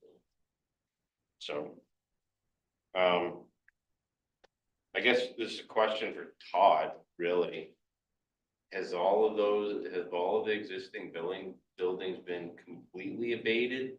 Or did you just dig out all, they've been completely abated all the way back from whenever? Correct. Okay. Yeah, 1992, the renovation, I provided all the documents. I know that you dug them up. I didn't know that they, Yeah, I unearthed them and all the reports for the remediation and abatement have been completed. And Harriman has them and are reviewing them. that sort of makes my insulation point move. You go in there to re-insulate everything, 3.5 million, right? Wasn't that the number? Right.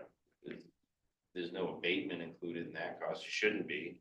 Or it should be minimal. You'll find some, but. And they did lead paint surveys as well. Right, right.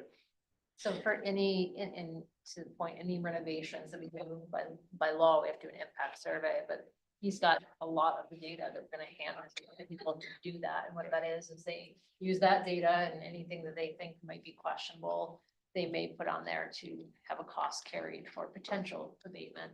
Yeah. But given how small those schools are, most likely won't be a large number, and given all the work that's been done, but we're still analyzing. I would say that, you know, to err on the side of caution, to say that 100% of every last living piece of hazardous material has been removed in a building as old as Pleasant Hill, for example. I don't believe that every last caulked joint of the masonry wall was tested. So you might find some obscure little corner where there's a strip of caulking that needs to be removed because it has asbestos in it, but the reports I provided show that everything was analyzed that could be reasonable.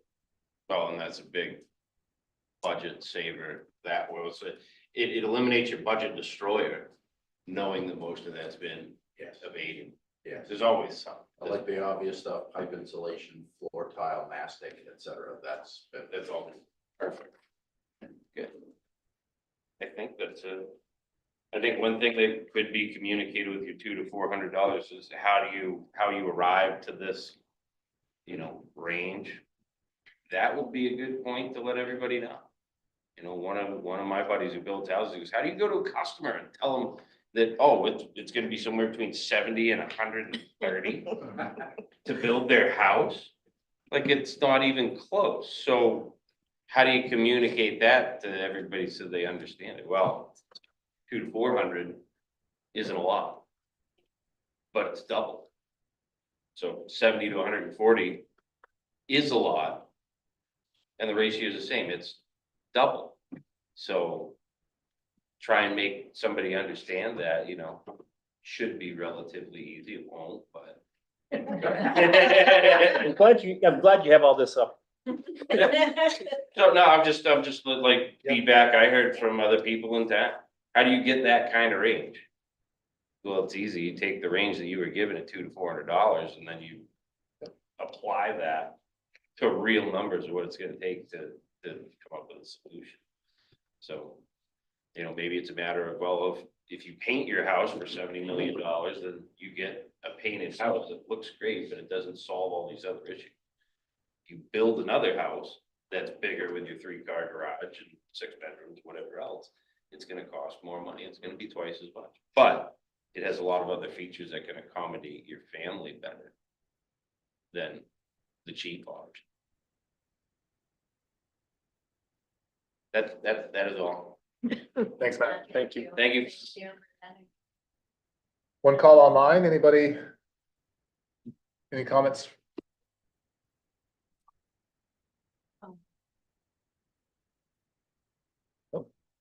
Popular. All right, so, Watching this. the next meeting is next Monday, BOE meeting on Thursday, if you feel like attending. Otherwise. So moved, second, Second. Seconded. All in favor? We're adjourned. Thank you very much, guys.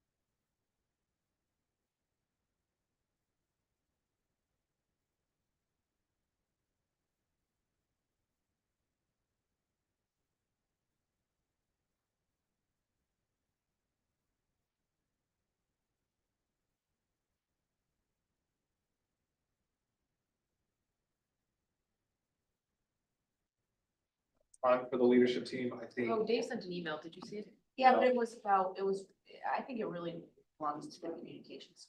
Oh, okay. So the only, I just And want to make also sure. should be kept very closely. Because it's a good idea. Agenda items for next week. I think standard. Do we have anything? Did anybody hear anything that we need? Do you absolutely want to to put add on an the agenda? executive session? Next week, executive session Yeah. for sites? I think you should. I mean, I'll check with our team that they're available, but if you're going through all the survey data, you may also want to do a cursory review of the sites so that Okay. people can start to think of the two together, because they're gonna inform each other. Okay. I imagine most of next week's meeting is just gonna wanna be, let's talk about the data, here it is, and then come back the following week and let's start to talk about. Did we ever talk about voting for alternates? No. Oh, so, Yeah. I think I had sent you a message about that.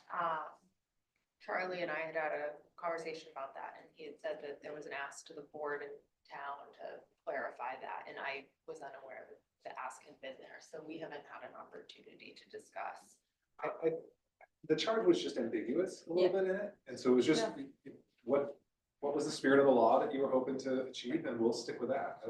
I don't know what's procedurally, Mrs. Roberts, necessary of that I wish process. I had a I rule hope you like that. I wish nickname. I wish I had like a point two, because that would make it a lot more easy. I think, it's a lot more simple rather. I think, it really is our discretion. I think we just need to decide if we want to allow the alternates to vote in the event that people are absent, then we need to name one of them the first alternate and one of them the second alternate procedurally, And then be consistent. and with then the just be application. consistent. I think, to be honest, that some of the alternates seem to be coming more regularly and more well prepared. And I think that should be respected. So I would push to name a first and second and allow them to vote in absences, because as we twiddle along, there seems to be plenty of absences. And I think these votes will get tighter and tighter, so. That I could make the motion and make a case for it. Yeah, I think the challenge with that is, if it's a tight vote and then you have different absences, like then it's like very difficult to. People need to be here. That's when how it's a Congress tight works. vote. Yeah, you gotta come on a night. I when mean, we're- right. I mean, that's just the way it goes. People stay away because if they want their vote to not be counted. Right. Well, that, I mean, we publish an agenda, people know what's coming up, they know if they want to have an influence and a say, they need to show up. With that though, right, I think that, and I'll look to you guys to help kind of police this, right? There's a fairly because we can't predict the motions that are raised through the meeting, right? And if that's contentious, right, I think we need to go, okay, we're missing 3 or 4 people. Let's table this and we'll. And I think you could absolutely make an argument for that. Right. Yeah, and I think, right, exactly, especially if the committee hasn't had a chance, something. Yeah. Um, But yeah, I agree. I think both of the alternates that have been coming regularly, they're contributing meaningful contributions, asking great questions. I don't have any problems with them voting. I just want to make sure we stay aligned with whatever you guys wanted in the charge. And I would task you with checking the attendance on the 2 of them to just see if there's something obvious that jumps out. I think I did, Oh. and Marilyn didn't come the first. Her attendance isn't as perfect, as Mike's, Mike, because she did not know she was on the committee. Yeah. So she missed the Oh. first 2. No, she was very bummed. But she has been here since. Yeah, she's been here every week. And so I don't think that attendance, I will think between now and next Monday how to nominate, and maybe something as simple as just emailing the 2 of them and saying, I'm considering making a motion so that you can become voting members, and I need to choose 1 or 2, and we can have it be a big. I think they, to your point, they both are so equally vested. yeah, in the process. Would it just come to a call where we're like, okay, we're missing at least 2 people, or would it be like every single meeting we have to say, there are 2 people missing, we need a motion and No. Okay, Once we define their role as first and second alternate, anytime there was an absence. It would just Spirit of the motion would be that it would apply to all meetings forward.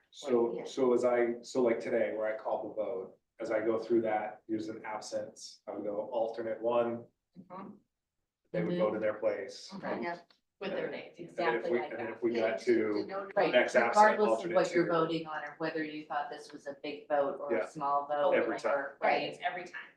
Do You get to an their- absent party and you go to your alternate. Mhm. When it comes to the whole like recalling, I don't know the proper term, but like recalling a vote, you have to be on the winning side in order to bring it up and everything. Would an alternate count towards If they voted. if they vote? Okay. So there That's a may be great certain vote. Right? Everyone's totally come up with them. Yes, okay. if they were a voting member of the question, they would be able to reconsider the question.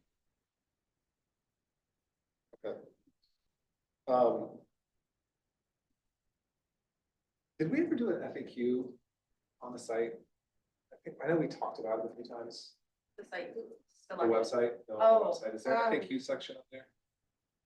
There's a section set up, but we haven't populated it. Yeah. I just Survey wrote that results as Matt, might be as good Matt was like, oh, you ought to tell the public how you came up with this range, and we keep hearing, I know we're gonna get a lot of it in the surveys of why is the range so big. That's a perfect kind of thing to explain in an FAQ section. We're looking at the FAQs right now. See Oh, what no, that- there are some things on here, take that. I bet it doesn't have very many viewers though, does it? It says, what is the SBAC? Was it created? What work is the SBAC conducted? How do I find out more? How is the SBAC ensuring that the current process is objective as possible? Are community members able to share input? Have teachers and other school employees been involved? What is the phase 2 timeline? So nothing about the range unless. it's- That would be wonderful. Maybe we add it to the FAQs and then do some social media pushes about why is this the range? How did we come up with it? Yeah. What it is, right? Yeah. So. Yeah, I have that on there. We can bring that up tomorrow. Nothing And- else is coming to mind to me right now, but is there any other obvious FAQs we want to add at this? I feel like there's. I think what we've been trying to do in the communications committee is like put out information, right? Like, so for example, like, why weren't any dollar numbers assigned in survey 1, right? Yeah, So that's what like we've been specific to doing a is time putting period. out articles about that, so then that way, like, if there's a piece of information that we think everybody wants to know about, we're just blanketing that versus throwing it up on an FAQ that you may or may not go to decide, right? It makes more sense to have things up there like this that are gonna be a lasting question. Right, versus what are that the kind of prominent specific to, like, things? the specific Mhm. survey timing. Mhm. I think we'll see coming out of the survey too, what. Right. people- Some frequency asked questions. Yeah. Yeah. The next meeting we may have, we're gonna have an update to this AB option. Because we were asked to look at it using the A numbers, because it will change it. And then we'll look at those other, once we get the survey results, if there's any other options that make sense to kind of put numbers to, we can provide input on that. And I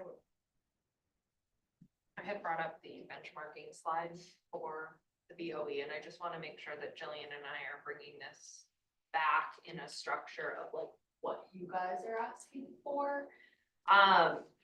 So are you literally asking us to like 1 to 15 this and say, here's our structure? Are you asking for general, like in this list, if we had to get rid of something, or if we had to, so how specific and generalized, what structure do you want this coming back to you?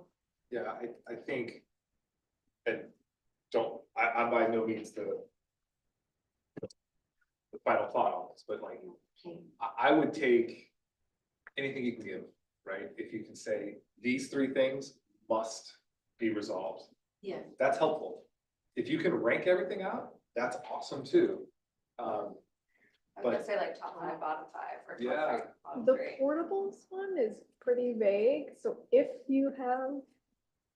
I think we have to know an answer to that. Yeah, okay. I'm sure, I think the board is. I think I know what your answer is on it already, but we need to hear it from you. So. Yeah. That's fine. That's a good one. Yeah, but I just want to make sure that we bring this back to you in the way, because like you kind of have your supporting pre-K answer. Based on the way this is written, support pre-K immediate or future expansion. You've already kind of been told it's not immediate. Do we So- need to change the wording of that to the future? CDS. CDS, I mean, what I heard tonight was we better have some space for future expansion, because in 2028 we're gonna need space for CDS. Perhaps. Perhaps. We Can we don't- do that on site? It Yeah. depends on, again, right, like, again, I, tried to communicate as transparently as I can. We are in the process of, having these conversations with our regional partners and trying to figure out is there a way in which a model exists so that we're not all duplicating efforts? Yeah. We're still exploring that, right? Because one of the things that we're intimately aware of is, okay, so if we're only talking about CDS services and you live in Portland, but, you worked in Scarborough and your kid's daycare is, not in sync with the community you live in, are you gonna want those services where your child is, closer to their daycare situation? There are a whole lot of like scenarios like that we're trying to kind of wade through as we think about that, right? It also Yeah. like doesn't float down to just like, here's an enrollment number, I need one classroom, like, you don't need one classroom for every 20 speech kids. But you might, maybe maybe it flows and it's kind of up to Right. the challenges of the Right? whole And that region. is the to model, determine. right? Is it a transport, like do we offer transportation? If we offer transportation, then it has to be in a 5-point harness, right? yeah, Like, it's like there's on and just, like, Yeah, again, yeah. you just go down and down and down Yes. and down and down, So right? some of our buses, Yeah. of course, I So- mean, you would think that would be the first thing I think of. Right. For Yeah, 10 I years know. of my life revolved around. I know. So, you guys agree, just to, Very pregnant Jillian. that question, Finding around in SUVs to see if our. whether it's, I mean, I'm, It's okay, like, think and any if you feedback we need can get. more feedback, that's fine, I just, I haven't looked exactly at the BOE agenda, so I don't know how much time we necessarily have on this, so I don't wanna waste it recapping last Thursday. We have all the time there is. Yeah. I will I don't say, worry, if you it's not want just the examples of occasional. how other districts have done it, they've prioritized them. So here is our top priority Yep. and here is our lowest and they're in priority order. Yep. And if it's too. So they top to bottom. Top And to it's not bottom. wishy-washy, right? Because It's if you like- give top 3, bottom 3. Yeah. And then you've got this whole Chunk in the bunch middle, of, yeah. things in the middle, then you're still Be- left in the same place. Because then this committee is trying to address as many of those top priorities. And if there are some that are like, here they are in priority order, and these are the ones that in a project have to be addressed. Non-negotiable, right? Then non-negotiable, then indicate that, and that will give them a clear understanding as to how to go about understanding where the board stands. Okay, Yeah. so I will plan on, Bus or non-negotiable, super important so that we don't have any problems later, but if it's like kind of judgment call on the rest and we're gonna get a survey back and we have the other survey, like, I think that'd just be better up to kind of us to figure out. Yeah. so if That's you guys what have priority like order these 4, top 4 non-negotiables or what, or Okay. imperatives or whatever you want. You guys So would like I'm to know gonna- that we're gonna pass the report. I would very much like to know that, Yeah. because if it's wishy-washy at your level, it's gonna be. Oh, yes. so I'm something gonna else, plan on right? asking everyone to rank them. Absolutely provide as much information and guidance as we can about the portables and what we define the portables, how we define the portables, which portable, blah, blah, blah, as much as we can. And what are our non-negotiables? Mhm. Did I miss it? I think that would give you guys a good framework to work from. Yeah, I think so.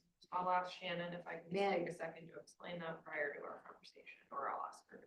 All the kids, all the parents that went to the baseball thing this weekend got a complete earful about the lack of gym space and why we can't have more spring training for baseball and basketball. So hundreds of parents heard. Listen, my kids are finally in school sports, but every year growing up, every season, it was, we don't have enough fields. Now, under COVID, community services won't let us use the gyms anymore, we can't, if we're, I was on the basketball board and in COVID trying to find gym space, it was Yeah. a disaster, but so I get it. I am gonna push in, what I'll do.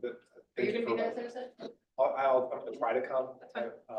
But Thank you for being next here. week's agenda, I will put you on the agenda, you guys on the agenda to Yeah. talk, to give us the feedback from the board. Sure. There's no reason for me to interpret that. We'll let you guys do that. So I'll add that agenda item. I'll put it in I don't know how, I'll put it in as our SBAC slide. Yeah, I think so. Anything else, guys? Public comment? What's up? Public comment? Oh, yeah, public comment. Okay. Correct. Is there any- Year 30. You're 30.